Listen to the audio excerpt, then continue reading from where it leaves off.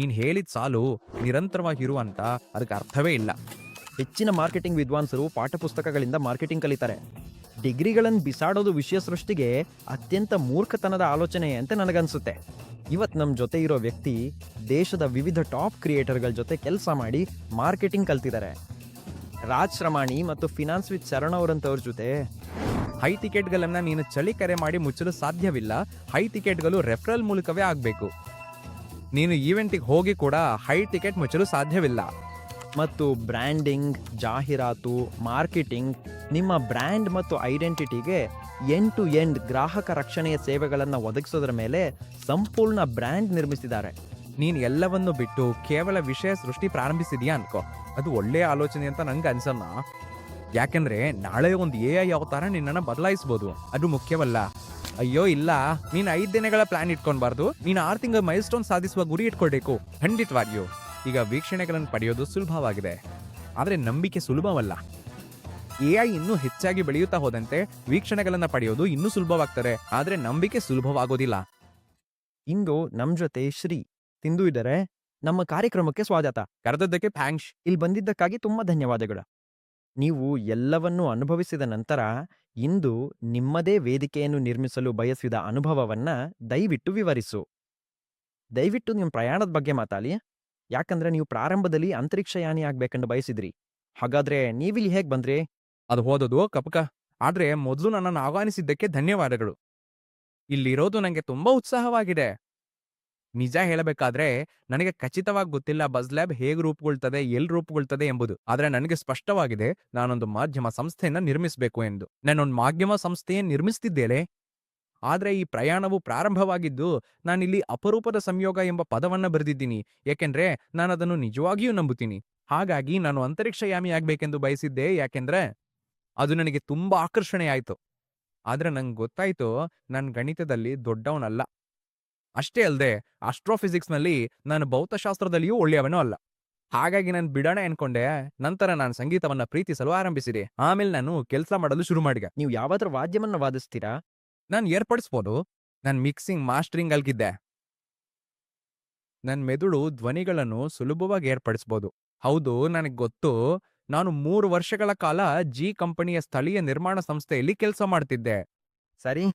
ಅದರಿಂದಲೇ ನನ್ನ ಆಧಾರ ಬಲವಾಗಿದ್ದು copy writing, ಹಾಡು ಬರೆಯೋದು, ಏರ್ಪಾಡು, ಸೃಜನಾತ್ಮಕ ಕ್ಷೇತ್ರಗಳಲ್ಲಿ ಮುಂತಾದವುಗಳಲ್ಲಿ ಬಲವಾಯಿತು ಎಂದು ನಾನು ಭಾವಿಸ್ತೇನೆ. ನಾನು ಒಡಿಶಾದವನು, ಆದ್ರಿಂದ ಅಲ್ಲೇ ಇದ್ದೆ. ನಂತರ ನನಗೆ ಹಾಗೆ ಅನಿಸಿತು, ನನ್ನ ಪ್ರೀತಿಯಿಂದ ದೂರವಾಯಿತು ಈ ಸೃಜನಾತ್ಮಕ ಕ್ಷೇತ್ರದಲ್ಲಿ. ಹೆಚ್ಚಾಗಿ ನಿಮ್ಮ ಹವ್ಯಾಸವೇ ವೃತ್ತಿಯಾಗಿದ್ದಾಗ ಕೆಲವು ಬದಲಾವಣೆಗಳಾಗ್ತವೆ. ಯಾಕೆಂದ್ರೆ ಹವ್ಯಾಸದ ಜಗತ್ತಲ್ಲಿ ನೀವು ಪ್ರೀತಿಯಿಂದ ಕೆಲಸ ಮಾಡ್ತೀರಾ, ಗಡುವಿನ ಕಾರಣದಿಂದನ್ನ. ಹಾಗಾಗಿ ನಾನು ಹೇಳ್ದೆ, ಇಲ್ಲ ನನಗೇನು ಇಷ್ಟವಿಲ್ಲ. ನಾನು ಅದರ ವ್ಯಾಪಾರ ಭಾಗವನ್ನೇ ಇಷ್ಟಪಡುವುದನ್ನು ಪ್ರಾರಂಭಿಸಿದೆ, ಅದರ ಸಂಗೀತ ವ್ಯಾಪಾರದ ಭಾಗವನ್ನ. ಸರಿ. ಹಾಗಾಗಿ ನಾನು ಮಾಧ್ಯಮದಲ್ಲಿ MBA ಓಡಲ್ ಹೋದೆ, ಚಿತ್ರ ಮತ್ತು ಸಂಗೀತ ಮಾರ್ಕೆಟಿಂಗ್ ಅಲ್ಲಿ ವಿಶೇಷ ಗಣನೆ ಮಾಡ್ಕೊಂಡು. ಓ, ನೀನು ಮಾಧ್ಯಮದಲ್ಲಿ MBA ಮಾಡಿ ಚಿತ್ರದಲ್ಲಿ ಸ್ಪೆಷಲೈಸೇಷನ್ ಮಾಡಿಕೊಂಡೆ. ಚಿತ್ರಗಳು ಮತ್ತು ಡಿಜಿಟಲ್ PR. ಓಹ್ ವಾವ್, ಓಕೆ. ಅಮಿಟಿ, ಇದು 2015. ಸರಿ. ನಾನ್ ಬಹಳಷ್ಟು ಸಂಶೋಧನೆ ಮಾಡ್ಲಿಲ್ಲ. ನೀನ್ ನೇರವಾಗಿ ಹೋಗ್ಬಿಟ್ಟೆ. ನಾನ್ ನೇರವಾಗಿ ಹೋಗ್ಬಿಟ್ಟೆ. ನಾನ್ ಚಿಕ್ಕೂರಿಂದ ಬಂದಿದ್ದೇನೆ, ಇಂಟರ್ನೆಟ್ ಇಲ್ಲ. ನಾನು ಏನ್ ನೋಡಿದ್ರು ಅದನ್ನೇ ಮಾಡಿದೆ. ಬೀರಾ, ಅದು ಒಳ್ಳೆ ನಿರ್ಧಾರಮೇ ಅಲ್ಲ? ಹೌದು. ಆದರೂ ಅದು ನನಗೆ ಇನ್ನಷ್ಟು ಪ್ರೇರಣೆಯಾಯಿತು. ಅಂದ್ರೆ ಇನ್ಕ್ಯುಬೇಟರ್ ಪರಿಸರದಲ್ಲಿ ಏನ್ ನಡೀತಿದೆ ಎಂಬುದನ್ನ ತಿಳಿದುಕೊಳ್ಳಲು. ಹಾಗೆ IIT ದೆಹಲಿ ಇನ್ಕ್ಯುಬೇಟರ್ ಅಲ್ಲಿ ಇತ್ತು. ಸರಿ. ನಾನಲ್ಲಿ ಸ್ಥಾಪಕರೊಂದಿಗೆ ಚೆನ್ನಾಗಿ ಸಂಪರ್ಕದಲ್ಲಿದ್ದೆ ಮತ್ತು ಅವ್ರು ಏನ್ ಮಾಡ್ತಿದಾರೋ ಅದನ್ನೆಲ್ಲ ತಿಳಿದುಕೊಂಡಿದ್ದೆ. ಹೀಗೆ ನಾನು ಒಂದು ಸಾಮಾಜಿಕ ಜಾಲತಾಣ ಆಪ್ ನಿರ್ಮಿಸ್ತಿದ್ದ ಸ್ಥಾಪಕನನ್ನ ಭೇಟಿಯಾದೆ. ಇದು 2016. ನನಗೆ ಆ ಕಲ್ಪನೆ ತುಂಬಾ ಇಷ್ಟವಾಯಿತು. ನಾನೊಂದು ಸಾಮಾನ್ಯ ಹುಡುಗ, ನನಗೆ ಏನಾದ್ರೂ ಅನಿಸಿದ್ರೆ ನಾನು ಅದನ್ನ ಮಾಡಲು ಮುಂದಾಗ್ತೀನಿ. ನಾನ್ ಹೆಚ್ಚು ಲೆಕ್ಕಾಚಾರ ಮಾಡೋದಿಲ್ಲ. ಹಂಗ ಕಲ್ಪನೆ ತುಂಬಾ ಇಷ್ಟವಾಯ್ತು. ನಾನು ಹೇಳ್ದೆ, ಸರಿ, ನಾವು ನಿಮ್ಮ ಸಹಸ್ಥಾಪಕರ ತಂಡಕ್ಕೆ ಸೇರ್ತೇವೆ, ನಾವೆಲ್ಲರೂ ಪ್ರಾರಂಭಿಸಿಗೆಲೆ. ನಮ್ ಹೂಡಿಕೆದಾರರು ಮುಂಬೈಯಲ್ಲಿದ್ವು. ಹೀಗಾಗಿ ನಾನ್ ನೋಯ್ಡಾದಿಂದ ಮುಂಬೈಗೆ ಬಂದ್ಕೊಂಡೆ. ಸರಿ. ಅದನ್ನು ಸಹ ನಿರ್ಮಿಸ್ತಿದ್ದಿಲ್ವೋ? ನನಗೆ ಉತ್ತಮ ದಿನಗಳಿದ್ವು. ತಾಜ್ ಹೋಟೆಲ್ನಲ್ಲಿ ಜನರು ನಿನ್ನನ್ನು ಗುರುತಿಸುವಂತಹ ಉತ್ತಮ ದಿನಗಳೆಲ್ಲ ನನಗಿದ್ವು. ನೀನ್ ಜಗತ್ತಿನ ಟಾಪ್ ಶಾಟ್ಗಳನ್ನೆಲ್ಲ ಭೇಟಿಯಾಗ್ತಿದೀಯಾ ಮತ್ತು ಇತ್ಯಾದಿ. ಆಮೇಲೆ ನಾವು ಅದನ್ನು ಯಶಸ್ವಿಯಾಗಿ ಮುಂದುವರಿಸಲು ಸಾಧ್ಯವಾಗ್ಲಿಲ್ಲ. ಸರಿ. ಆ ಮಾದರಿಯಲ್ಲಿ. ಸರಿ. ಇಂದು ಎಲ್ಲರೂ ತಿಳಿಯಲು ಬಯಸುವುದು ಏನಂದ್ರೆ, ಇದು AI ಕಾಲವಾಗಿದೆ. ಇದು ಮೆಷಿನ್ ಲರ್ನಿಂಗ್ನ ಕಾಲವಾಗಿದೆ. ಇದು ಕಂಪ್ಯೂಟರ್ ಸೈನ್ಸ್ನ ಕಾಲವಾಗಿದೆ. ನೀನು ಇದರ ಮುಖವಾಗಿದ್ಯಾ. ಯಾಕೆಂದ್ರೆ ಇಂದಿನ ಜಗತ್ತಿನಲ್ಲಿ ಬ್ರ್ಯಾಂಡಿಂಗ್ ತುಂಬಾ ಮುಖ್ಯವಾಗಿದೆ. ಬ್ರ್ಯಾಂಡಿಂಗು, ಜಾಹೀರಾತು, ಮಾರ್ಕೆಟಿಂಗು, ಬಜೆಟಿಂಗು. ನೀನಿದನ್ನು ಸುತ್ತಲೂ ಒಂದು ಸಂಪೂರ್ಣ ಪರಂಪರೆಯನ್ನು ನಿರ್ಮಿಸಿದ್ದೀಯೆ. ಕಾರಣ ಅದು ಕೇವಲ ಪುಸ್ತಕಗಳು ಮತ್ತು ಪದವಿಯಲ್ಲ. ನೀನು ಅನುಭವ ಮತ್ತು ಕೌಶಲ್ಯಗಳಿಂದ ಕಲ್ತಿದ್ದೀಯೆ ಮತ್ತು ಅದು ಇಂದಿನ ಜಗತ್ತಿನಲ್ಲಿ ತುಂಬಾ ಮುಖ್ಯವಾಗಿದೆ. ನಿಜವಾಗಿ ನೋಡಿದ್ರೆ ನೀನು ಆ ಐಡಿಯಾಕ್ಕೆ ಹೇಗ್ ಹೋಗ್ ಸೇರಿದೆ? ಅಥವಾ ನೀನ್ ಹೇಗ್ ನಿನ್ ಮನಸ್ಸಿನಲ್ಲಿ ಇಟ್ಕೊಂಡಿ, ಸರಿ ನಾನಿದನ್ನೇ ಮಾಡಬೇಕು ಎಂದು? ನಾನು ಬ್ಯಾಚುಲರ್ ಮತ್ತು ಮಾಸ್ಟರ್ ಮುಗಿಸಿದ ನಂತರ ನಾನು ಇಂದು ಮಾಡುತ್ತಿರುವುದು ನನ್ನ ಪದವಿಗೆ ಹೊಂದಿಕೆ ಆಗ್ತಿಲ್ಲ ಅಲ್ಲವೇ? ಹಾಗಾದ್ರೆ ನೀನು ಯಾವಾಗ ನಾನು ಇದನ್ನೇ ಮಾಡಬೇಕು ಎಂದು ಅರಿತುಕೊಂಡಿ? ಇದು ನನಗಿಷ್ಟವಾದ್ದು. ಆ ಬದಲಾವಣೆ ಯಾವಾಗ ಸಂಭವಿಸಿತು? ಮತ್ತು ನೀನು ನಮಗೆ ಹೇಳ್ಬೋದಾ, ನೀನು ಹೇಗೆ ಫೈನಾನ್ಸ್‌ನಂಥ ದೊಡ್ಡ ಹೆಸರುಗಳೊಂದಿಗೆ ಶರಣ್ ಅಥವಾ ರಾಜ್ ಸಾಮಾನ್ಯವರೊಂದಿಗೆ ಕೆಲಸ ಮಾಡಲು ಹೋಗಿ ಸೇರಿದೆ? ಅಥವಾ ಫಿಲ್ಟರ್ ಕಾಪಿ ಕೂಡ ಆ ವಿಷಯಕ್ಕೂ? ನನಗ್ ಬೇಕಾದ್ದನ್ನು ಇನ್ನೂ ಕಂಡುಕೊಂಡಿಲ್ವವೆನಿಸ್ತದೆ. ಅದೇ ನನ್ ಸೂಪರ್ ಪವರ್ ಎಂದು ನಂಬಿದ್ದೇನೆ. ಹೌದು. ನಿಜವಾಗಿ ಒಬ್ಬ ಮಾನವನು ತಾನು ಏನ್ ಮಾಡಬೇಕು ಎಂದು ಗೊತ್ತಿಲ್ಲದಿದ್ದಾಗ ನನ್ ಹಾಗೆ ಅನ್ಸುತ್ತೆ. ಹೌದು, ಹೌದು. ಇನ್ನು ಮುಂದೆ ಹೋಗ್ತಾನೆ ಇರ್ತೀಯಾ? ಹೌದು, ಖಚಿತವಾಗಿಯೂ. ಅದ್ ಹೌದು. ಆಯ್ತು, ಒಪ್ಲೇಬೇಕು. ನನ್ ಮೊದಲ್ ಕಂಪನಿ ಬಿಟ್ಟು ಪೇಟಿಎಂ ಇನ್ಸೈಡರ್ ಸೇರಿದೆ. ಸರಿ. ಪೇಟಿಎಂ ಇನ್ಸೈಡರ್ ಈಗ ವಿತರಕ ಹೆಸರಿನಲ್ಗೆ ಸೈ ಲಿಂಕ್ಡ್ಇನ್‌ನಲ್ಲಿ ಅದರ ಬಗ್ಗೆ ಬರೆಯಲು ಪ್ರಾರಂಭಿಸಿದೆ. ಅದು ಫಿಲ್ಟರ್‌ನ ಕಲುಗಳು ಹೇಗೆ ಪೋಷಕ ಕಂಪನಿ ಪ್ಯಾಕೆಟೇಸ್ ಸಂಸ್ಥಾಪಕರು ನನ್ನನ್ನು ಗುರುತಿಸಿದ್ರು. ಇದು ಮತ್ತೆ ಬಂತಾ? 2018 2018 ನೀವು ನಿಮ್ಮ ಸ್ಕ್ರಿಪ್ಟ್ ಬರವಣಿಗೆನ ಈಗಾಗಲೇ ಪ್ರಾರಂಭಿಸಿದ್ದೀರಿ. 18. ಲಿಂಕ್ಡ್ಇನ್ ವೈಯಕ್ತಿಕ ಬ್ರ್ಯಾಂಡಿಂಗ್ ಆರಂಭದ ದಿನಗಳಲ್ಲಿ ನಾನು ಬರೆಯತೊಡಗಿದೆ. ಆಗ ಯಾರೂ ಇರ್ಲಿಲ್ಲ. ಹೌದು, ಯಾರಿಗೂ ಗೊತ್ತಿರಲಿಲ್ಲ. ಹೌದು. ಆಗಾಡಿ ಅವ್ನು ನನಗೊಂದು ಕಾಫಿ ಕುಡಿಯಲು ಕೇಳ್ದ. ನಾವು ಭೇಟಿಯಾದ್ವಿ. ಅವ್ನು ನನ್ನ ಆಲೋಚನೆಗಳನ್ನ ಇಷ್ಟಪಟ್ಟ. ಹೀಗೆ ನಾನು ಸೇರ್ಕೊಂಡೆ. ನಂತರ ನಾನು ಟ್ವಿಟ್ಟರ್ ಕಾಪಿಯನ್ನು ಬಿಟ್ಟು ಬೆಂಗಳೂರಿಗೆ ಹೋದೆ. ಅಲ್ಲಿ ವೈ ಕಾಂಬಿನೇಟರ್ ಡೇಟಿಂಗ್ ಕಂಪನಿಯಾದ ಬೆಟರ್ ಹಾಫ್‌ಗೆ ಸೇರಿದೆ. ಸರಿ. ಬೆಂಜೋ ಮತ್ತು ಜುಪಿಟರ್ ಇದು ಫಿನ್ಟೆಕ್ ಕಂಪನಿ. ಹಾಗಾಗಿ ಇವು ವಿಭಿನ್ನ ಕಂಪನಿಗಳು. ಕೇವಲ ಕುತೂಹಲದಿಂದ ಒಂದು ವಿಷಯ ಮತ್ತೊಂದಕ್ಕೆ ಕಾರಣವಾಯಿತು. ಮತ್ತೆ ರಾಜ್ ಯೂಟ್ಯೂಬ್‌ನಲ್ಲಿ ಯಾರನ್ನಾದ್ರೂ ಹುಡುಕ್ತಿದ್ದಾಗ ಯಾರು ಅಲ್ಲಿ? ಅವನು ಇತ್ತೀಚೆಗೆ ಶುರು ಮಾಡಿದ್ದ, ನನಗನ್ನಿಸ್ತೆ. ಅವರು ಪ್ರಾರಂಭಿಸಿದ್ರು. ಅವರು ತಮ್ಮ ಮಧ್ಯಮ ಶಿಖರದಲ್ಲಿದ್ರು. ಮಧ್ಯದಲ್ಲಿ ಸೈ. ಭಾರತದಲ್ಲಿ ದೊಡ್ಡ ಮಟ್ಟದಲ್ಲಿ ವಿಷಯವನ್ನ ನಿಜವಾಗಿಯೂ ಅರ್ಥ ಮಾಡಿಕೊಳ್ಳೋ ಜನರು ಸಾಕಷ್ಟಿಲ್ಲ. ಶೂನ್ಯದಿಂದ 1ವರೆಗೆ. ಈ ಸಮಯದಲ್ಲಿ ಸಾಕಷ್ಟು ಜನರಿದ್ದಾರೆ. ಸರಿ. ಹೆಚ್ಚೇನಲ್ಲ. ಮಟ್ಟದಲ್ಲಿ. ಮತ್ತು ಆ ಮಟ್ಟದ ಜನರು ಎಂದರೆ ex FilterCopy, ex TV AF, ex BuzzFeed ಇತ್ಯಾದಿ. ಭಾರತದಲ್ಲಿ ನಿಮಗೆ ಲಭ್ಯವಿರೋರು ಕೇವಲ 10-15 ಜನರು ಮಾತ್ರ. ಹಾಗಾಗಿ ಸದಾ ಸಕ್ರಿಯವಾಗಿರ್ಬೇಕೋ? ಅದು ಹೀಗಾಗ್ಬಿತ್ತು. ನಂತರ ಶರಣ್ ಸಂಪರ್ಕಿಸಿದ್ದು. ಅವ್ರು ಒಂದು ಪ್ರತಿಶತ ಕ್ಲಬ್ ಅನ್ನು ಆರಂಭಿಸ್ತಿದ್ದಾಗ ನಾನು ಅವ್ರಿಗೆ ಸಹಾಯ ಮಾಡ್ತಿದ್ದೆ. ನನ್ ಕೊಡುಗೆ ಏನು? 5-10%. ಆದ್ರೆ ಆ ಸಮಯದಲ್ಲಿ ಸಾಕಷ್ಟು ಒಳ್ಳೆಯ ಕೊಡುಗೆಗಳು. ನನಗನ್ಸುತ್ತೆ ಇದು ಸದಾ ಇರೋ ಕುತೂಹಲವೇ. ಮತ್ತೆ ಬಜ್ ಲ್ಯಾಬ್. ನಾನು ಇದನ್ನ ಆರಂಭಿಸಿದ್ದೇನು ಅಂದ್ರೆ ನೋಡಿದಾಗ ಉತ್ಪಾದನೆಯನ್ನು ಪರಿಹರಿಸಲು ಸಾಕಷ್ಟು ಜನರಿದ್ದಾರೆ.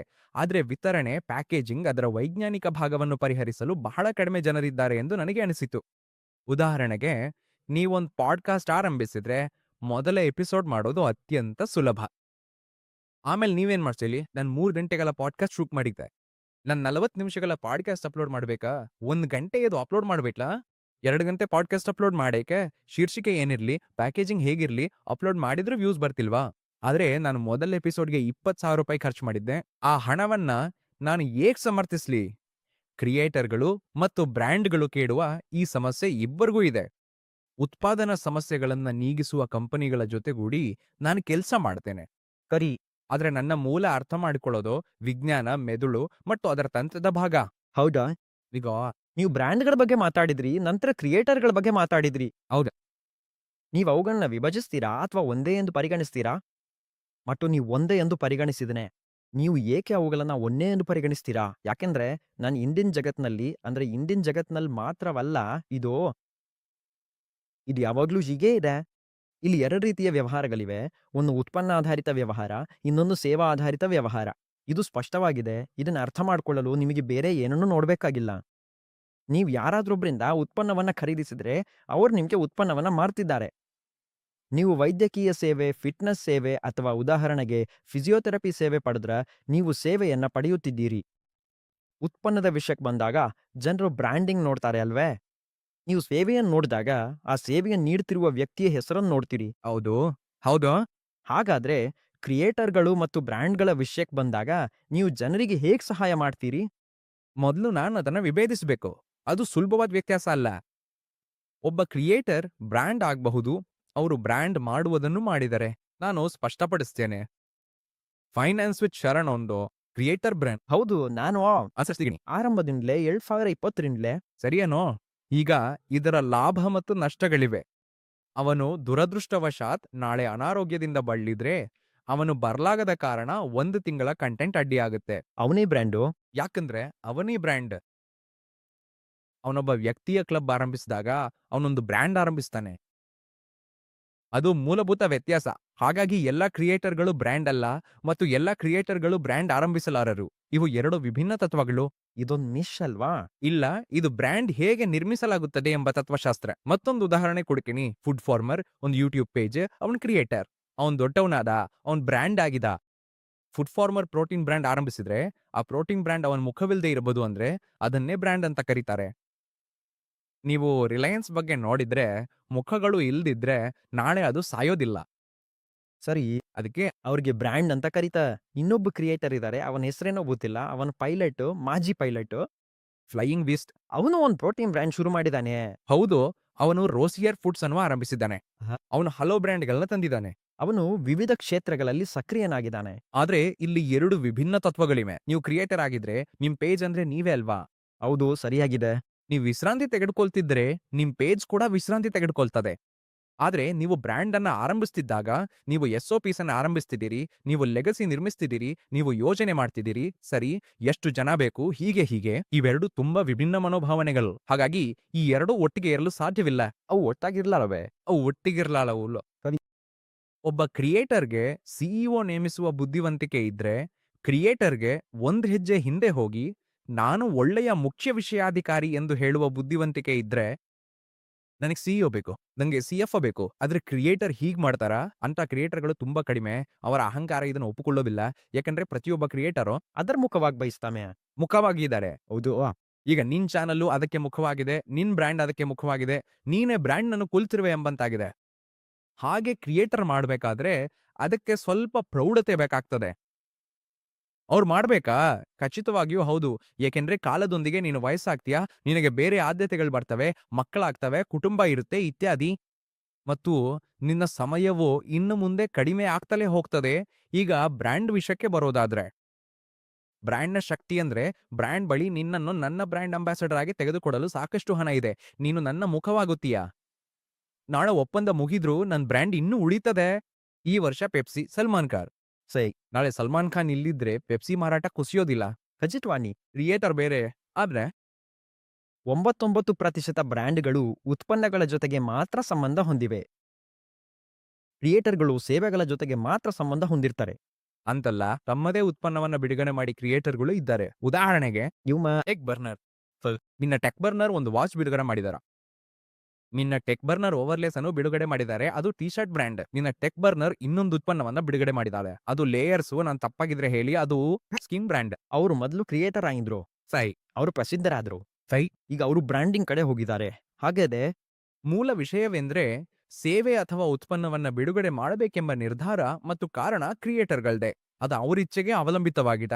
ಒಂದಾದ್ರೆ ಅವರು ಉತ್ಪನ್ನವನ್ನ ಬಿಡುಗಡೆ ಮಾಡ್ತಾರೆ. ಅವರಿಗೆ ತಯಾರಿಕಾ ಘಟಕ ಬೇಕಾಗ್ತದೆ. ಅದನ್ನು ಪರಿಹರಿಸಲು ಯಾರಾದ್ರೂ ಬೇಕಾಗುತ್ತಾರೆ ಇತ್ಯಾದಿ. ಸೇವೆಯನ್ನ ಆರಂಭಿಸುವುದು ತುಂಬಾ ಸುಲಭ. ಆದ್ರಿಂದ ಹೆಚ್ಚಿನ ಕ್ರಿಯೇಟರ್‌ಗಳು ಸೇವೆಯನ್ನ ಆರಂಭಿಸ್ತಾರೆ. ಹೌದು. ಸರಿಯಾಗಿದೆ. ಹೌದು. ಆದ್ರೆ ನಾನು ಇಲ್ಲಿ ಒಂದು ಅಂಶವನ್ನ ಸೇರಿಸ್ತಿದ್ದೀನಿ. ಅಂದ್ರೆ ನಿಮ್ಮ ಸೇವೆ ನಿಮ್ಮ ಹೆಸರಿನಲ್ಲಿದ್ದರೆ. ಉದಾಹರಣೆಗೆ ನನ್ ವಿಷಯದಲ್ಲಿ ಬಜ್ ಲ್ಯಾಬ್ ನನ್ನಿಲ್ದೆ ಕೂಡ ಇರಬಹುದು.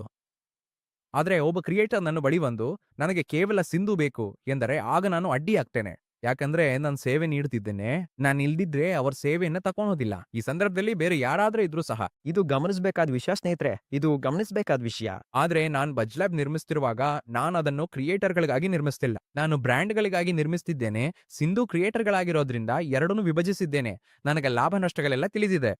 ನೀವು ಬ್ರ್ಯಾಂಡ್‌ಗಳಿಗೆ ಬೆಳೆಯಲು ಸಹಾಯ ಮಾಡೋ ಬ್ರ್ಯಾಂಡ್ ಆಗಿದ್ದೀರಿ. ಸರಿಯಾಗಿದೆ. ವಾಹ್!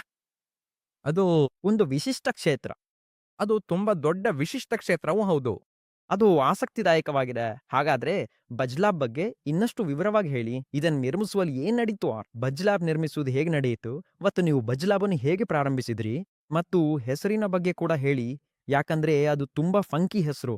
ಹಾಗಾದ್ರೆ ಏನು? ಹಾಗಾದ್ರೆ ನಾನು ಪಾಕೆಟ್ ಆಸಿಕ್ಸ್ ಜೊತೆಗಿದ್ದಾಗ ನಾನು ಬಜ್ ಫೀಡ್ ಅನ್ನು ತುಂಬಾ ಮೆಚ್ಚುತ್ತಿದ್ದೆ. ಯಾಕಂದ್ರೆ ಬಸ್ ಫೀಡ್ ಮಾತ್ರ ನನಗೆ ಗೊತ್ತಿದ್ದ ಕಂಪನಿ ಆಗಿತ್ತು ಮತ್ತು ಈಗಲೂ ನನಗೆ ಗೊತ್ತಿದೆ. ಬಜ್ ಫೀಲ್ಡ್ ಬಗ್ಗೆ ಬಸ್ ಫೀಡ್ ಸರಿ.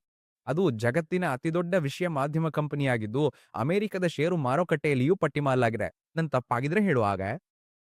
ಅಲ್ಲಿ ನೀವು ಹೋಗಿ ಬಸ್ ಫೀಡ್ ಗ್ರೋತ್ ಎಂದು ಟೈಪ್ ಮಾಡಿದ್ರೆ ನಿಮಗದು ಕಾಣಿಸುತ್ತೆ. ಅವರ ಅತ್ಯಂತ ಅಪರೂಪದ ಮತ್ತು ಮೊದಲ ಕಂಪನಿಗಳಲ್ಲಿ ಒಂದಾಗಿದ್ದು ಡೇಟಾ ಸೈನ್ಸ್ ಆಧಾರದ ಮೇಲೆ ಮಾಧ್ಯಮ ಕಂಪನಿಯನ್ನು ನಿರ್ಮಿಸಿದ್ದಾರೆ. ನಾನು ಸರಳವಾಗಿ ಹೇಳ್ತೇನೆ, ಯಾವುದೇ ವಿಡಿಯೋದಲ್ಲಿ ಈ ರೀತಿಯ ಜೋಕ್ ಯಾವಾಗ್ಲಾದ್ರೂ ಕೆಲಸ ಮಾಡ್ತದೆ ಎಂಬ ಡೇಟಾ ಪಾಯಿಂಟ್ ಇಲ್ಲದೆ ಅವ್ರು ಎಂದಿಗೂ ಆ ವಿಡಿಯೋವನ್ನ ಹೊರ ಹಾಕೋದಿಲ್ಲ. ಪಾಕೆಟ್ ಕೂಡ ಹೀಗೆ ಇದೆ. ಈ ಸಂಸ್ಕೃತಿ ನಿರ್ಮಾಣವಾಯಿತು. ಹಾಗೆ ನಾನು ಆ ಚಿತ್ರಣಕ್ಕೆ ಬಂದೆ. ನಾನು ಫಿಲ್ಟರ್, ಕಾಪಿ, ಡೈಸ್ ಮೀಡಿಯಾವನ್ನು ಬೆಳೆಯಲು ಜವಾಬ್ದಾರನಾಗಿದ್ದೆ. ಗಾಬಲ್ 2 ಹೊಸ ಚಾನೆಲ್ಗಳನ್ನು ಪ್ರಾರಂಭಿಸಿತು. ಅವುಗಳೆಂದರೆ ನಟ್ಶೆಲ್ ಮತ್ತು ಜಾಂಬೋ. ಅದನ್ನು ಜೊತೆಗೆ ಲೊಕೋವನ್ನು ಕೂಡ ಹ್ಯಾಂಡಲ್ ಮಾಡ್ತಿದ್ದೆ. ಇವು ವಿಭಿನ್ನ ಚಾನೆಲ್ಗಳಾಗಿದ್ವು. ಸರಿ. ನಾನು ಇದರ ಗ್ರೋತ್ ಟೀಮ್ ಅನ್ನು ನಿರ್ವಹಿಸ್ತಿದ್ದೆ. ಹಾಗಾಗಿ ಎಲ್ಲಾ ಮೂವಿ ಲಾಂಚ್‌ಗಳು, ವೆಬ್ ಸೀರೀಸ್ ಲಾಂಚ್‌ಗಳು, ಮೂವಿ ಅಲ್ಲ, ಆದ್ರೆ ವೆಬ್ ಸೀರೀಸ್ ಲಾಂಚ್‌ಗಳು ಮತ್ತು ಎಲ್ಲಾ ಸ್ಕೇಲ್ ನನ್ನ ತಂಡದಿಂದಲೇ ನಡೆಯುತ್ತಿತ್ತು. ಮತ್ತು ಇದು ನನ್ನಲ್ಲಿ ಅಂಟಿಕೊಂಡಿದೆ. ಅಂದ್ರೆ ನಾನು ಯಾವಾಗ್ಲಾದ್ರೂ ಕಂಪನಿ ಕಟ್ಟಬೇಕಂದ್ರೆ ಅದು ಬಜ್‌ಫೀಡ್‌ನಂತೆ ಇರಬೇಕು ಎಂದು. ಅದರ ಸಂಸ್ಕೃತಿ ಬಜ್‌ಫೀಡ್‌ನ ಸುತ್ತಲೂ ಹೇಗೆ? ಸರಿ, ನಿಮ್ಮನ್ನ ಮಧ್ಯ ತಡೀತಿದ್ದೇನೆ, ಕ್ಷಮಿಸಿ. ನೀವು ಗ್ರೋತ್ ಬಗ್ಗೆ ಮಾತಾಡಿದಿರಿ. ಹಾಗಾದ್ರೆ ದೊಡ್ಡ ಬ್ರ್ಯಾಂಡ್ಗಳು ಅಥವಾ ಹೊಸದಾಗಿ ಆರಂಭಿಸ್ತಿರುವ ಬ್ರ್ಯಾಂಡ್ಗಳಿಗೆ ಗ್ರೋತ್‌ನ ವ್ಯಾಖ್ಯಾನವೇನು? ಬ್ಯಾಲೆನ್ಸ್ ಶೀಟ್‌ನ ದೃಷ್ಟಿಯಿಂದ ಗ್ರೋತ್ ಅಥವಾ ಸ್ಕೇಲ್‌ನ ದೃಷ್ಟಿಯಿಂದ ಗ್ರೋತ್? ಅಥವಾ ರೀಚ್? ಅದು ಒಳ್ಳೆ ಪ್ರಶ್ನೆ. ನಾನು ಸರಳೀಕರಿಸ್ತೀನಿ. ಹಾಗಾದ್ರೆ ಗ್ರೋತ್ ಎಂಬುದು ಒಂದು ಕಾರ್ಯ ಅಥವಾ ಸಂಸ್ಕೃತಿ ಎಂಬುದು ಭಾರತದಲ್ಲಿ ಇರ್ಲಿಲ್ಲ. ಇದು ಸಿಲಿಕಾನ್ ವ್ಯಾಲಿ ಸಂಸ್ಕೃತಿಯಿಂದ ಬಂದಿದೆ.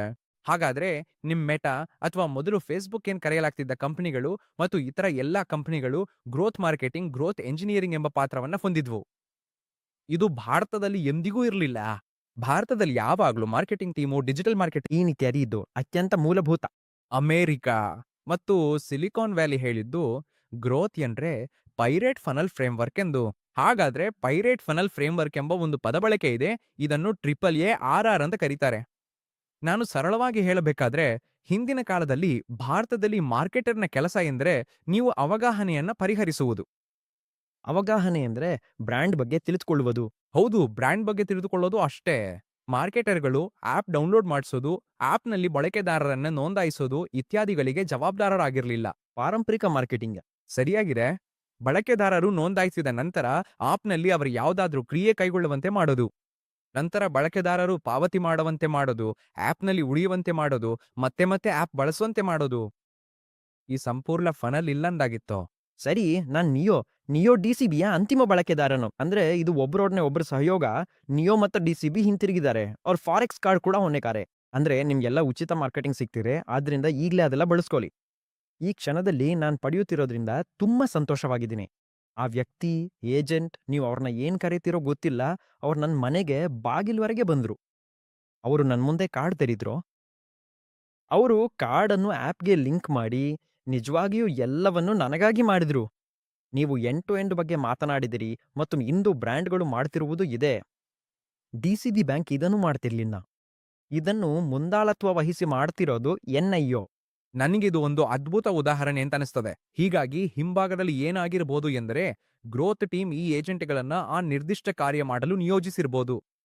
ಹಾಗಾಗಿ ಅವರಲ್ಲಿ ಅವರ ಪಿಎನ್ಎಲ್ ಅಥವಾ ಎಕ್ಸೆಲ್ ಶೀಟ್‌ನಲ್ಲಿ ನೀವು ಕೇವಲ ಇನ್ಸ್ಟಾಲ್ ಮಾಡಿದಿರಿ ಎಂದು ಕಾಣಿಸಿಕೊಳ್ಳುವುದಿಲ್ಲ. ಬದಲಿಗೆ ಆ ವ್ಯಕ್ತಿ ನಿಮ್ಮ ಮನೆಗೆ ಬಂದು ಸಂಪೂರ್ಣ ಪ್ರಕ್ರಿಯೆಯನ್ನು ಪೂರ್ಣಗೊಳಿಸಿದ್ದಾನೆ ಎಂದು ಕಾಣಿಸುತ್ತದೆ. ಈಗ ನೀವು ದೃಢೀಕೃತ ಬಳಕೆದಾರರಾಗಿದ್ದೀರಿ ಎಂದು ಕಾಣುತ್ತಿದೆ. ಇದು ಗ್ರೋತ್ ಫಂಕ್ಷನಾಲಿಟಿ ಭಾರತಕ್ಕೆ ಬಂದಿದ್ದು ಪ್ರತಿಯೊಂದು ತಂಡಕ್ಕೂ ತಮ್ಮದೇ ಆದ ತತ್ವಶಾಸ್ತ್ರ ಇದೆ. ಹಾಗಾಗಿ ಡೇಟಿಂಗ್ ಕಂಪನಿಗೆ ನಿರ್ದಿಷ್ಟ ಪ್ರದೇಶದಲ್ಲಿ ಪುರುಷ-ಮಹಿಳಾ ಅನುಪಾತವನ್ನು ಹೆಚ್ಚಿಸುವ ತತ್ವಶಾಸ್ತ್ರ ಇದೆ. ಒಂದು ಫಿನ್ಟೆಕ್ ಕಂಪನಿಗೆ ಬೇರೆ ವಿಷಯ, ಬೇರೆ ತತ್ವ ಇದೆ. ಆದ್ರೆ ಮೂಲತಃ ಇದು ಸಂಪೂರ್ಣ ಫನಲ್ ಮಾರ್ಕೆಟಿಂಗ್ ಆಗಿದೆ. ಅದು ಅದು ಗ್ರೋತ್‌ನ ಸಾಧೀಕರಣವೇ. ವಿಷಯದಲ್ಲಿ ಬೆಳವಣಿಗೆ ಬೇರೆ ರೀತಿಯಾದ್ರು. ಉತ್ಪನ್ನದ ಬೆಳವಣಿಗೆ ಬಗ್ಗೆ ಮಾತಾಡ್ತಿದ್ದೆ. ಸರಿ. ವಿಷಯದಲ್ಲಿ ಬೆಳವಣಿಗೆ ಎಂದ್ರೆ ಉತ್ಪನ್ನ ಬೆಳವಣಿಗೆಯ ತತ್ವಗಳನ್ನ ನೀವು ಹೇಗೆ ವಿಷಯಕ್ಕೆ ಅನ್ವಯಿಸ್ತೀರಿ. ನಾಳೆ ನಾನು ಹಣಕಾಸಿನ ಬಗ್ಗೆ ವಿಷಯವನ್ನ ಅಪ್ಲೋಡ್ ಮಾಡಬೇಕಾ ಅಥವಾ ಭೂಗೋಳಶಾಸ್ತ್ರದ ಬಗ್ಗೆ ವಿಷಯವನ್ನ ಅಪ್ಲೋಡ್ ಮಾಡಬೇಕಾ? ಅದನ್ನ ಯಾರು ನಿರ್ಧರಿಸಬೇಕು? ಅದನ್ನ ನಿರ್ಧರಿಸಲು ಯಾವ ಡೇಟಾ ಮಾದರಿ ಇದೆ? ಅದನ್ನ ನಿರ್ಧರಿಸಲು ಯಾವ ತರ್ಕ ಮತ್ತು ಕಾರಣ ಮಾದರಿ ಇದೆ? ಥಂಬ್ನೇಲ್ ಅನ್ನು ಹೇಗೆ ರಚಿಸಬೇಕು? ನೀವು ಯಾವಾಗ್ಲಾದ್ರೂ ಯೂಟ್ಯೂಬ್ ಮಾಡಿದ್ರೆ ನೀವು ಯೂಟ್ಯೂಬ್ ಅನಾಲಿಟಿಕ್ಸ್ ಅನ್ನ ನೋಡಿರ್ತೀರಿ. ಸರಿ. ಅದು ಒಂದು ಉಪಕರಣ. ಸೈ. ಯೂಟ್ಯೂಬ್ ಅನಾಲಿಟಿಕ್ಸ್ ತುಂಬಾ ಸಮೃದ್ಧ ಮತ್ತು ಆಳವಾದ ಡೇಟಾ ಹೊಂದಿದೆ. ಯಾವ ಕ್ರಿಯೇಟರು ಕೊಡಲ್ಲ. ನಾನು ಅದರಿಂದ ನಿಜವಾದ ಅರ್ಥವನ್ನ ತೆಗೆದುಕೊಳ್ಳುತ್ತಿರುವವರನ್ನು ನೋಡಿಲ್ಲ. ಈಗ ಆ ಡೇಟಾವನ್ನ ನೀವು ಹೇಗೆ ಉಪಯೋಗಿಸಿ ಕ್ರಮ ತೆಗೆದುಕೊಳ್ಳಬಹುದು ಅಥವಾ ನಿರ್ಧಾರ ಮಾಡಬಹುದು. ನನ್ ಚಿತ್ರವನ್ನು, ನನ್ ಥಂಬ್ನೇಲ್ ಅನ್ನು ಝೂಮ್ ಮಾಡ್ಬೇಕಾ ಅಥವಾ ಮಾಡಬಾರ್ದೇ? ನಾನು ನೀಲಿ ಬಣ್ಣವನ್ನು ಬಳಸಬೇಕಾ ಅಥವಾ ಬೇಡವೇ? ನಾನ್ ಕ್ಯಾಮ್ರಾವನ್ನ ನೋಡ್ಬೇಕಾ ಅಥವಾ ಬಲಕ್ ನೋಡ್ಬೇಕಾ? ಇದನ್ನ ವಿಷಯದಲ್ಲಿನ ಬೆಳವಣಿಗೆಯ ಸಂಸ್ಕೃತಿ ಎಂದು ಕರೆಯುತ್ತಾರೆ. ವಿಷಯದಲ್ಲಿ ವಿಷಯದಲ್ಲಿ ಆದ್ರೆ ಅದು ಬ್ಯಾಲೆನ್ಸ್ ಶೀಟ್ ನಲ್ಲಿಯೂ ಅನುವಾದವಾಗಬೇಕು ಅಲ್ವೇ? ಯಾಕೆಂದ್ರೆ ನಿಮ್ ಎಷ್ಟು ಕಾಲ 3ನೇ ಭಾಗವನ್ನ ಹಾಗಾದ್ರೆ ಇಲ್ಲಿವರೆಗೆ ನಾವು ಮಾತಾಡ್ತಿದ್ದಂದ್ರೆ ಯಾವುದು ಅಗತ್ಯವಿದೆ? ಸರಿಯಾಗಿದೆ. ಹಾಗಾದ್ರೆ ಮತ್ತೆ ನಾನು ಹೇಳ್ತಿದ್ದ ಆ ಫನಲ್ಗೆ ಹಿಂದಿರುಗ್ತೇನೆ, ಸರಿ ಅಲ್ವೇ? ಅಲ್ಲಿ ಅರಿವು, ಸಕ್ರಿಯಗೊಳಿಸುವಿಕೆ ಇದೆ ಮತ್ತು ನಂತರ ನಾನು ಮರೆತಿದ್ದೇನು ಆದಾಯ, ರೆಫರಲ್ ಮತ್ತು ಪುನಃ ಬಳಕೆದಾರ ಅಥವಾ ಅದೇನೋ ಹಾಗೆ ಇದೆ. ಅದ್ಯಾವುದು? ಅಲ್ಲಿ ಆದಾಯ ಆಧಾರಿತ ಬೆಳವಣಿಗೆ ಇದೆ, ಸಕ್ರಿಯಗೊಳಿಸುವಿಕೆ ಆಧಾರಿತ ಬೆಳವಣಿಗೆ ಇದೆ, ಅರಿವು ಆಧಾರಿತ ಬೆಳವಣಿಗೆ ಇದೆ. ನಾವ್ ಯಾವಾಗ ಆದಾಯ ಆಧಾರಿತ ಬೆಳವಣಿಗೆಯ ಬಗ್ಗೆ ಮಾತಾಡ್ತಿದೀವಿ, ಅಲ್ಲಿ ಬೇರೆ ತಂಡ ಇದೆ. ಅದನ್ನ ಮಾನಿಟೈಸೇಷನ್ ತಂಡ ಎಂದು ಕರೀತಾರೆ. ನೀವೊಂದು ವಿಷಯ ಸೃಷ್ಟಿಕರ್ತರಾಗಿದ್ರೆ ನಿಮ್ ಬಳಿ ವಿಷಯವನ್ನ ವಾಣಿಜ್ಯಕ್ಕೆ ತರೋ ಕೆಲಸ ಇರುವ ಮ್ಯಾನೇಜರ್ ಇರಬಹುದು. ನಾನು ಉತ್ಪಾದನೆಯಲ್ಲಿ ಇಷ್ಟನ ಹೂಡಿದ್ದೀನಿ, ಇಷ್ಟು ವೀಕ್ಷಣೆಗಳು ಬಂದಿವೆ, ನಾನು ಎಷ್ಟು ಡೀಲ್ಗಳನ್ನ ಪಡಿತಿದ್ದೀನಿ, ನಾನು ಡೀಲ್ಗನ್ನೇ ಮಾಡ್ಬೇಕಾ?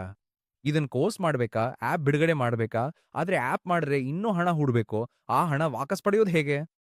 ಪೇ ಬ್ಯಾಕ್ ಪೀರಿಯಡ್ ಅಂದ್ರೆ ನೀವು ಹೂಡಿಕೆ ಮಾಡಿದ ಈ ಹಣವನ್ನ ಹಿಂತಿರುಗಿಸಿಕೊಳ್ಳಲು ಎಷ್ಟು ಸಮಯ ಬೇಕಾಗುತ್ತದೆ ಎಂಬುದು. ಇದು ನಿಮಿಗೂ ಅನ್ವಯಿಸಬಹುದು. ಹಾಗಾದ್ರೆ ನೀವ್ ಈ ಪಾಡ್ಕಾಸ್ಟ್ ಮಾಡಿದ್ದೀರಿ ಎಂದು ಊಹಿಸೋಣ. ನೀವ್ ಈ ಪಾಡ್ಕಾಸ್ಟ್ ಅನ್ನು ಹೇಳೋಣ 6 ತಿಂಗಳುಗಳ ಕಾಲ ನಡೆಸಿದ್ದೀರಿ. ನಿಮ್ ಬಳಿ ನಿರ್ದಿಷ್ಟ ಉತ್ಪಾದನಾ ವೆಚ್ಚವಿದೆ. ಬಹುತೇಕ ಸೃಷ್ಟಿಕರ್ತರು ಮಿಸ್ ಮಾಡ್ಕೊಳ್ಳುತ್ತಾರೆ, ಸಮಯ ವೆಚ್ಚ ಎಂಬ ವೆಚ್ಚವೂ ಇದೆ. ಅಂದ್ರೆ ನೀವು ಈ ಸಮಯವನ್ನ ಯಾರಾದ್ರೂ ಸಲಹೆ ನೀಡುವುದರಲ್ಲಿ ಹೂಡಿದ್ರೆ ನೀವು 50,000 ಗಳಿಸಿದ್ದಿರ್ತೀರಿ. ಆದ್ರೆ ತಾಂತ್ರಿಕವಾಗಿ ನೀವು -50 ಮಾಡಿದ್ದೀರಿ. ಯಾಕೆಂದ್ರೆ ನೀವು ಸಮಯವನ್ನ ಇಲ್ಲಿ ಹೂಡಿದ್ದೀರಿ. ಅದನ್ನು ನೀವು ಹೇಗೆ ಹಿಂತಿರುಗಿಸ್ಕೊಳ್ತಿದ್ದೀ? ಹಾಗಾದ್ರೆ ನೀವು ಹೇಳ್ಬೋದು, ನೋಡ್ರಿ ನಾನು ಬೇರೆಡೆ ಪ್ಯಾರಲಲ್ ಸರ್ವಿಸ್ ಏಜೆನ್ಸಿ ನಡೆಸ್ತಿದ್ದೀನಿ. ಅಲ್ಲಿ ನಾನು 1 ಲಕ್ಷ ಲಾಭ ಮಾಡ್ತೇನೆ. ಅದರಲ್ಲಿಂದ 5,000 ನನ್ನ ಜೇಬಿನಲ್ಲಿ ಇಟ್ಕೊಳ್ತೇನೆ. ಉಳಿದ 5,000 ನಾನು ಹಣವನ್ನು ತಿರುಗಿಸಿ ಇದನ್ನು ಮಾಡ್ತೇನೆ. ಅದ್ಭುತವಾಗ್ರಿ. ಸರಿ. ಆದ್ರೆ ಕನಿಷ್ಠ ನೀವು ಅರ್ಥಕೊಳ್ಬೇಕು, ನಾನು ಇದರಿಂದ ಹೇಗೆ ಅರ್ಥ ಮಾಡ್ಕೊಳ್ತಿದ್ದೀನಿ ಎಂದು.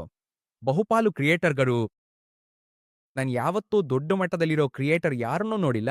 ಅವರ ಕಂಟೆಂಟ್ ಇಂದ ಕಾಮರ್ಸ್ ಅಥವಾ ಆದಾಯವನ್ನ ಯೂಟ್ಯೂಬ್ ಆಡ್ಸೆನ್ಸ್ ಮೂಲಕ ಮಾತ್ರ ಅರ್ಥ ಮಾಡ್ಕೊಂಡಿರೋದನ್ನ. ಅದು ಕೆಲಸ ಮಾಡೋದಿಲ್ಲ. ನೀವು 300 ಮಿಲಿಯನ್ ಗಳಿಸ್ತಿರ್ಬೋದು, ಆದ್ರೆ ನಿಮ್ ಯೂಟ್ಯೂಬ್ ಆಡ್ಸೆನ್ಸ್ ಎಷ್ಟಿರ್ಬೋದು? 5 ಲಕ್ಷ, 6 ಲಕ್ಷ. ಅದು ಫಾರ್ಮೆಟ್ ಮೇಲೆ ಅವಲಂಬಿತವಾಗಿದೆ. ಪಾಡ್ಕಾಸ್ಟರ್ಗಳು ಹೆಚ್ಚು ಹಣ ಸಂಪಾದಿಸ್ತಾರೆ, ಏಕೆಂದರೆ ಅವುಗಳ ಅವಧಿ ಹೆಚ್ಚು ಇರುತ್ತದೆ. ಸರಿ. ಅವಧಿ ಕಮ್ಮಿದ್ರೆ ಕಮ್ಮಿ ಗಳಿಕೆ. ಶಾರ್ಟ್ಸ್ ಮಾಡ್ತಿದ್ರೆ ಹೇಗೆ? ಯೂಟ್ಯೂಬ್ ಕೆಲಸ. ಯೂಟ್ಯೂಬ್ ಕೆಲಸ. ಆದ್ರೆ ಇನ್ಸ್ಟಾಗ್ರಾಮ್ ಹೀಗ್ ಕೆಲಸ ಮಾಡೋದಿಲ್ಲ. ಇನ್ಸ್ಟಾಗ್ರಾಮ್ ಇನ್ನೂ ಕೆಟ್ಟದು ಅಂತ ನಾನು ಹೇಳ್ತೀನಿ. ಇನ್ಸ್ಟಾಗ್ರಾಮ್ ಯೂಟ್ಯೂಬ್ ಬ್ರ್ಯಾಂಡ್ ಡೀಲ್ ತಾಂತ್ರಿಕವಾಗಿ ಇನ್ಸ್ಟಾಗ್ರಾಮ್ ಡೀಲ್ಗಿಂತ ಹೆಚ್ಚಿನ ಬೆಲೆಯದು. ಆದ್ರೆ ಇನ್ಸ್ಟಾಗ್ರಾಮ್ನಲ್ಲಿ ನೀವು ನಿಮ್ ಲೈಫ್ ಸ್ಟೈಲ್ಗಾಗಿ ಶುಲ್ಕ ವಸೂಲಿಸಬಹುದು. ನಾನು ಫ್ಯಾಷನ್ನಲ್ಲಿ ಇದ್ದಂತೆ ಕಾಣ್ಬೋದು. ನಾನು ಒಂದು ವಾಚ್ ಕಂಪನಿಯನ್ನ ನನ್ನ ಜೊತೆ ಕೆಲಸ ಮಾಡಿಸ್ಬೋದು. ಆದ್ರೆ ನಾನು ಅದನ್ನು ಯೂಟ್ಯೂಬ್ಗೆ ಪಡೆಯಲಾಗದು. ಮಾನು ನಂಗನ್ಸುತ್ತೆ ಇನ್ಸ್ಟಾಗ್ರಾಮ್ ಕೂಡ ಈಗಾಗಲೇ ಪ್ರಸಿದ್ಧರಾದ ಜನರಿಗೆ ಹೆಚ್ಚು ಸೂಕ್ತವಾಗಿದೆ. ಅವರಿಗಂತೂ ಅದು ಚೆನ್ನಾಗಿ ಕೆಲಸ ಮಾಡ್ತದೆ. ಅಂತಲ್ಲ, ಇನ್ಸ್ಟಾಗ್ರಾಮ್ ಈಗ ಬದಲಾಗೋದೀಗ. ನನ್ನ ತಂಡದ ಎಕ್ಸೆಲ್ ಶೀಟ್ ಇಂದ ನಿಮ್ಗೆ 500 ಕ್ರಿಯೇಟರ್ಗಳನ್ನ ತೋರಿಸಬಹುದು. ಅವ್ರು 10,000 ಫಾಲೋವರ್ಸ್ ಇದ್ರು, 50,000, 60,000 ವೀಕ್ಷಣೆಗಳನ್ನ ಪಡಿತಿದ್ದಾರೆ. ಬ್ರ್ಯಾಂಡ್ ಡೀಲಲ್ಲಿ ಸರಾಸರಿ 20,000ಕ್ಕೆ ಸೆಟ್ ಆಗ್ತಿದ್ದಾರೆ. 30,000. ಇದು ಮೊದಲು ಇರ್ಲಿಲ್ಲ. ಇದು ಮೊದಲು ನಡೀತಿರ್ಲಿಲ್ಲ. ಕಳೆದ 1 ವರ್ಷದಲ್ಲಿ ಈ ಆಲ್ಗೋರಿದಮ್ ಬದಲಾಗಿದೆ. ನೀವು ಕೇವಲ 5,000 ಫಾಲೋವರ್ಸ್ ಇದ್ರೂ ಸಹ 30,000 ವೀಕ್ಷಣೆಗಳನ್ನ ಪಡೆಯಬಹುದು. ನೀವಿನ್ನೂ 10 ಲಕ್ಷ ವೀಕ್ಷಣೆಗಳನ್ನ ಪಡೆಯಬಹುದು. ಅಂತ ಜನ ತುಂಬಾ ಇದ್ದಾರೆ. ಸರಿ, ವೀಕ್ಷಣೆಗಳು ಮತ್ತು ಫಾಲೋವರ್ಸ್ಗಳಲ್ಲಿ ವ್ಯತ್ಯಾಸವೇನು? ಒಬ್ಬ ವ್ಯಕ್ತಿಯ ಇನ್ಸ್ಟಾಗ್ರಾಮ್ ಪ್ರೊಫೈಲ್ ನೋಡಿದಾಗ ಬ್ರ್ಯಾಂಡ್ಗಳು ಏನ್ ನೋಡ್ತವೆ? ಅವನ ವೀಕ್ಷಣೆಗಳನ್ನ ನೋಡ್ತಾರಾ ಅಥವಾ ಅವನ ಫಾಲೋವರ್ಸ್ಗಳು ನೋಡ್ತಾರಾ? ಒಳ್ಳೆ ಪ್ರಶ್ನೆ. ಹೇಳೋದಾದ್ರೆ ನಾನ್ ಅನೇಕ ಬ್ರ್ಯಾಂಡ್ಗಳೊಂದಿಗೆ ಈ ವಿಷಯದ ಬಗ್ಗೆ ಚರ್ಚಿಸ್ತಿದ್ದೀನಿ. ಹೌದು, ನಂಗೂ ಮತ್ತು ಅನೇಕರಿಗೂ ಇದು ತಿಳಿಯುವ ಆಸೆ ಇದೆ. ಅವರು ವೀಕ್ಷಣೆ ನೋಡಿ ಫಾಲೋ ಮಾಡ್ತಾರೆ. ಫಾಲೋ ಮಾಡೋದ್ರಲ್ಲಿ ಏನ್ ತಪ್ಪಿದೆ? ನಾನು 20ರಿಂದ 30,000 ವೀಕ್ಷಣೆಗಳನ್ನ ಪಡಿತಿದ್ದೀನಿ, ಆದರೆ ಆ ಫಾಲೋ ಬಟನ್ ಒತ್ತುಬಿಡಿ. ಇಲ್ಲ, ಅದು ಸರಿಯಾದ ದಾರಿ ಅಲ್ಲ. ಏನಾಗ್ತಿದೆ ಅಂತ ಹೇಳ್ತೀನಿ ಕೇಳಿ. ಸ್ವಲ್ಪ ವಿಚಿತ್ರವಾಗಿದೆ. ಗೊತ್ತಿಲ್ಲ. ಕಳೆದ 1 ವರ್ಷದಂಗೆ ಆಡಮ್ ಮೊಸೇರಿ ಅವನು ಯಾರು ಅಂದ್ರೆ, ನಾನು ಅರ್ಥ ಮಾಡ್ಕೊಳ್ತೀನಿ. ನೀವು ಇನ್ಸ್ಟಾಗ್ರಾಮ್ನ ಮುಖ್ಯ ಬ್ರ್ಯಾಂಡ್ ಆಫೀಸರು ಪಬ್ಲಿಕ್ಗೆ ಬಂದು ಹೇಳಿದ್ರು, ನಾವು ಅಲ್ಗೋರಿದಮ್ ಅಲ್ಲಿ ಒಂದು ಬದಲಾವಣೆ ನೋಡ್ತಿದೀವಿ. ಅಂದ್ರೆ ಫಾಲೋವರ್ಸ್ ಮತ್ತು ವೀಕ್ಷಣೆಗಳಿಗೆ ಯಾವುದೇ ಸಂಬಂಧ ಇಲ್ಲ. ಯಾವುದೇ ಸಂಬಂಧವಿಲ್ಲ. ಯಾವುದೇ ಸಂಬಂಧ ಇಲ್ಲ. ಹಿಂದೆ ಏನೂ ಇರ್ಲಿಲ್ಲ. ನೀವು 5,000 ಫಾಲೋವರ್ಸ್ ಇದ್ರೆ ಅದರಲ್ಲಿ 1 ಭಾಗದಷ್ಟು ವೀಕ್ಷಣೆಗಳು ಬರ್ತಿದ್ವು. 5,000 ಫಾಲೋವರ್ಸ್ ಇದ್ರೆ 2,000 ವೀಕ್ಷಣೆಗಳು. 10,000 ಫಾಲೋವರ್ಸ್ ಇದ್ರೆ 5,000 ವೀಕ್ಷಣೆಗಳು. ಹೌದು, ಹಿಂದಿನ ಕಾಲದಲ್ಲಿ ಹೀಗಿತ್ತು. ಈಗ ಏನೂ ಇಲ್ಲ. ಅವ್ರು ಬಂದು ಹೇಳುತ್ತಾರೆ, ನಾನು ಅನ್ಸುತ್ತೇನೆ ನೀವೆಲ್ಲರೂ ತಿಂಗಳಿಗೆ ಒಟ್ಟು ವೀಕ್ಷಣೆಗಳನ್ನು ನೋಡ್ಬೇಕು, ಫಾಲೋವರ್ಸ್ ಮಾತ್ರ ಅಲ್ಲ. ಯಾಕಂದ್ರೆ ನೀವಿದ್ರೂ ಕೂಡ ಫಾಲೋವರ್ಸ್ ಇದ್ರು ಇನ್ಸ್ಟಾಗ್ರಾಮು ಇನ್ನು ಫಾಲೋವರ್ಸ್ ಅಲ್ಲದವರಿಗೆ ನಿಮ್ಮನ್ನು ತೋರಿಸುತ್ತದೆ. ನೀವು ಈ ಟ್ರಿಕ್ ಅನ್ನ ಪ್ರಯೋಗಿಸಬಹುದು. ನೋಡ್ದೆ. ನೀವು ಅನಾಲಿಟಿಕ್ಸ್ ಅಲ್ಲಿ ನೋಡಿದ್ದೀಲಿ ಅಂದ್ರೆ ಇನ್ಸ್ಟಾಗ್ರಾಮ್ ಯಾವಾಗ್ಲೂ ಫಾಲೋವರ್ಸ್ ಅಲ್ದವರನ್ನು ಗಮನಿಸ್ತಿದ್ರೆ ಮತ್ತು ನಿಮ್ ಫಾಲೋವರ್ಸ್ಗಳಿಗೆ ತೋರಿಸ್ತಿಲ್ಲ ಅಂದ್ರೆ ಪುನರಾವರ್ತನೆ ಆಗೋದಿಲ್ಲ. ಸರಿಯೇ? ಪುನರಾವರ್ತನೆ ಇಲ್ದಿದ್ರೆ ನಿಮ್ಗೆ ಫಾಲೋ ಸಿಗುವ ನಿರೀಕ್ಷೆಯು ಕಡಿಮೆ ಆಗ್ತದೆ. ಹೌದು. ಹೆಚ್ಚಾಗಿ ಹೌದು. ಈಗ ಯಾವ ರೀತಿ ಆಸಕ್ತಿದಾಯಕ ಬದಲಾವಣೆ ನಡೀತಿದೆ ನಾನ್ ಗಮನಿಸ್ತಿರೋದು ಅಂದ್ರೆ ಎಲ್ಲಾ ಮನರಂಜನಾ ವಿಭಾಗ ಜನರ ನೀವು ಫಾಲೋ ಸಿಗೋ ಸಾಧ್ಯತೆ ಕಡಿಮೆ ಆಗಿದೆ. ಸರಿ. ಅತ್ಯಂತ ವಿಷಯ ಪರಿಣಿತಿ ಹೊಂದಿರುವ ವಿಷಯಗಳನ್ನು ಮಾಡೋ ಎಲ್ಲಾ ಜನರಿಗೆ ಫಾಲೋ ಸಿಗೋ ಸಾಧ್ಯತೆ ಹೆಚ್ಚಿದೆ. ಯಾಕೆ? ನಾನ್ ಸಿಂಧು ಅವರ ಒಂದು ವಿಷಯವನ್ನು ನೋಡಿದಾಗ ಅವರ ದೃಷ್ಟಿಕೋನವನ್ನು ನೀಡುವ ಶೈಲಿ ನನಗಿಷ್ಟವಾಯ್ತು ಹೇಳೋಣ. ನಾನು ಅವ್ರ ಫೀಡ್ ಹೋಗ್ತೀನಿ. ನಾನು ಅವರ ಫೀಡ್ಗೆ ಹೋದೆ. ನಾನು ನೋಡ್ದೆ. ಸರಿ, ಅವರು ಕ್ರಿಯೇಟರ್ ಎಕಾನಮಿ ಬಗ್ಗೆ ಮಾತ್ರ ಮಾತಾಡ್ತಾರೆ. ಇನ್ನೇನು. ಇದು ನನಗೆ ಅರ್ಥವಾಗ್ತಾರೆ. ನಾನು ಫಾಲೋ ಮಾಡ್ತೀನಿ. ಹಿಂದೆ ಇದು ಬೇರೆ ಆಗಿತ್ತು. ಹಿಂದೆ ನನಗೊಂದು ವಿಷಯ ಇಷ್ಟವಾಯ್ತು ಅಂದ್ರೆ ನಾನು ಫಾಲೋ ಕ್ಲಿಕ್ ಮಾಡ್ತಿದ್ದೆ. ಈಗ ಅದು ಹಾಗಿಲ್ಲ. ಎರಡನೇ ಅಂಶ. ನನಗನ್ನಿಸ್ತಿದೆ ಈಗ ನಡೀತಿರುವುದು ಎಂದರೆ ಮೊದಲು ವೀಕ್ಷಕರಾಗಿ ನೀವು 5 ಕ್ರಿಯೇಟರ್ಗಳನ್ನ ಫಾಲೋ ಮಾಡ್ತಿದ್ದೀರಿ. ಹೇಳೋಣ, ಈಗ ನೀವು 20,000 ಕ್ರಿಯೇಟರ್ಗಳನ್ನ ಫಾಲೋ ಮಾಡಿರೋದು. ಹಾಗಾಗಿ ನೀವು ಯಾರನ್ನು ಫಾಲೋ ಮಾಡ್ತಿದ್ದೀರಿ ಎಂಬುದರ ಬಗ್ಗೆ ಹೆಚ್ಚು ಜಾಗರೂಕರಾಗುತ್ತೀರಿ. ಸರಿ. ಜನರು ಸಂಶೋಧಿಸ್ತಿರ್ಲಿಲ್ಲ. ಎಲ್ಲರೂ ಕ್ರಿಯೇಟರ್ಗಾರ. ಈಗೆಲ್ಲರೂ ಕ್ರಿಯೇಟರ್ಸ್. ಪ್ರತಿಯೊಬ್ಬರು ಕೂಡ ಹಾಗಾಗಿ ಈಗ ನಾವು ವಸ್ತುಗಳನ್ನ ನೋಡುವ ರೀತಿಯನ್ನು ಬದಲಿಸಬೇಕು ಎನಿಸ್ತದೆ. ಖಂಡಿತ. ಅಯ್ಯೋ. ಈಗ ಬ್ರ್ಯಾಂಡ್ಗಳು ಏನ್ ಮಾಡ್ತಿವೆ ಎಂದರೆ ನಾನು ಗಮನಿಸಿದ್ದೇನೆ, ಬ್ರ್ಯಾಂಡ್ಗಳನ್ನು 2 ಭಾಗಗಳಾಗಿ ವಿಭಜಿಸಲಾಗಿದೆ. ಅಲ್ಲಿ ಕೆಲವು ಬ್ರ್ಯಾಂಡ್ಗಳಿವೆ, ಅವರು ಫಾಲೋವರ್ಸ್ ಜೊತೆಗೆ ವೀಕ್ಷಕರನ್ನು ಬಯಸುತ್ತಾರಾ? ಮತ್ತೊಂದು ತರದ ಬ್ರ್ಯಾಂಡ್ಗಳಿವೆ, ಅವ್ರಿಗೆ ಫಾಲೋವರ್ಸ್ ಬಗ್ಗೆ ಪರವಾಗಿಲ್ಲ, ವೀಕ್ಷಣೆಗಳು ಮುಖ್ಯ. ನಾನು ಕೊನೆ 5 ವೀಕ್ಷಣೆಗಳ ಸರಾಸರಿ ಪರಿಶೀಲಿಸ್ತೇನೆ. ಅದು ಈ ಮಟ್ಟದ ಗಡಿ ಮೀರಿದ್ರೆ ಮತ್ತು ನಾನು ಕೊಡುತ್ತಿರುವ ಹಣವು ಇಷ್ಟಿದ್ರೆ ಅವರು ಸಿಪಿವಿ ಎಂದು ಕರೆಯುವುದು, ಅಂದರೆ ಪ್ರತಿ ವೀಕ್ಷಣೆಗೆ ಖರ್ಚು ಎಂದು ಲೆಕ್ಕ ಹಾಕ್ತಾರೆ. ಅವರು ನಿಮಗೆ ಕೊಡುತ್ತಿರುವ ಮೊತ್ತವನ್ನು ಮತ್ತು ನೀವು ಪಡೆಯುತ್ತಿರುವ ಸರಾಸರಿ ಫಾಲೋವರ್ಸ್ ಅಥವಾ ವೀಕ್ಷಣೆಗಳನ್ನು ಹಂಚುತ್ತಾರೆ. ಸಿಪಿವಿ 0.5ಕ್ಕಿಂತ ಕಡಿಮೆ ಇದ್ರೆ ಆ ಡೀಲ್ ಪಡೆಯುವ ನಿಮ್ಮ ಅವಕಾಶ ಹೆಚ್ಚು. ಈ ಸಮಯದಲ್ಲಿ ಇದು ಭಾರತದ ಮೂಲ ಗಣಿಕ. ಮತ್ತೆ ಕೆಲವು ಬ್ರ್ಯಾಂಡ್ಗಳು 0.2 ಸಿಪಿವಿ ಕೂಡ ಬಯಸುತ್ತವೆ. ಬಹುಪಾಲು ದೊಡ್ಡ ಬ್ರ್ಯಾಂಡ್ಗಳು 0.2 ರಿಂದ 0.3 ಸಿಪಿವಿ ಬಯಸ್ತವೆ. ಈ ಲೆಕ್ಕಾಚಾರದಲ್ಲಿ ಫಾಲೋವರ್ಸ್ಗೆ ಸ್ಥಾನವಿಲ್ಲ. ಫಾಲೋವರ್ಸ್ಗಳನ್ನ ಯಾವಾಗ ಪರಿಗಣನೆಗೆ ತೆಗೆದುಕೊಳ್ತಾರೆ? ನಾನು ಒಂದು ಎಐ ಬ್ರ್ಯಾಂಡ್ ಆಗಿ ಎಐ ಕಂಪನಿಯನ್ನ ಆರಂಭಿಸ್ತಿದ್ದೇನೆ ಅನ್ಕೊಳ್ಳಿ. ನಾನು ನಿನ್ನಿಂದ ನನ್ನನ್ನು ಎಂಡೋರ್ಸ್ ಮಾಡಿಸ್ಕೊಳ್ಳಲು ಬಯಸ್ತೇನೆ. ನಿನ್ನ ಬಳಿ 10,000 ಫಾಲೋವರ್ಸ್ ಇದ್ದಾರೆ. ನಾನು ನಿನ್ನಿಂದ ನನ್ನನ್ನು ಎಂಡೋರ್ಸ್ ಮಾಡಿಸ್ಕೊಳ್ಳೋ ಬಯಸೋದಿಲ್ಲ. ನಾನು ದೊಡ್ಡ ಬ್ರ್ಯಾಂಡು. ನನಗೆ ಹೆಚ್ಚು ಫಾಲೋವರ್ಸ್ ಇರುವ ವ್ಯಕ್ತಿ ಬೇಕು. ನನ್ನನ್ನು ಎಂಡೋರ್ಸ್ ಮಾಡಿ.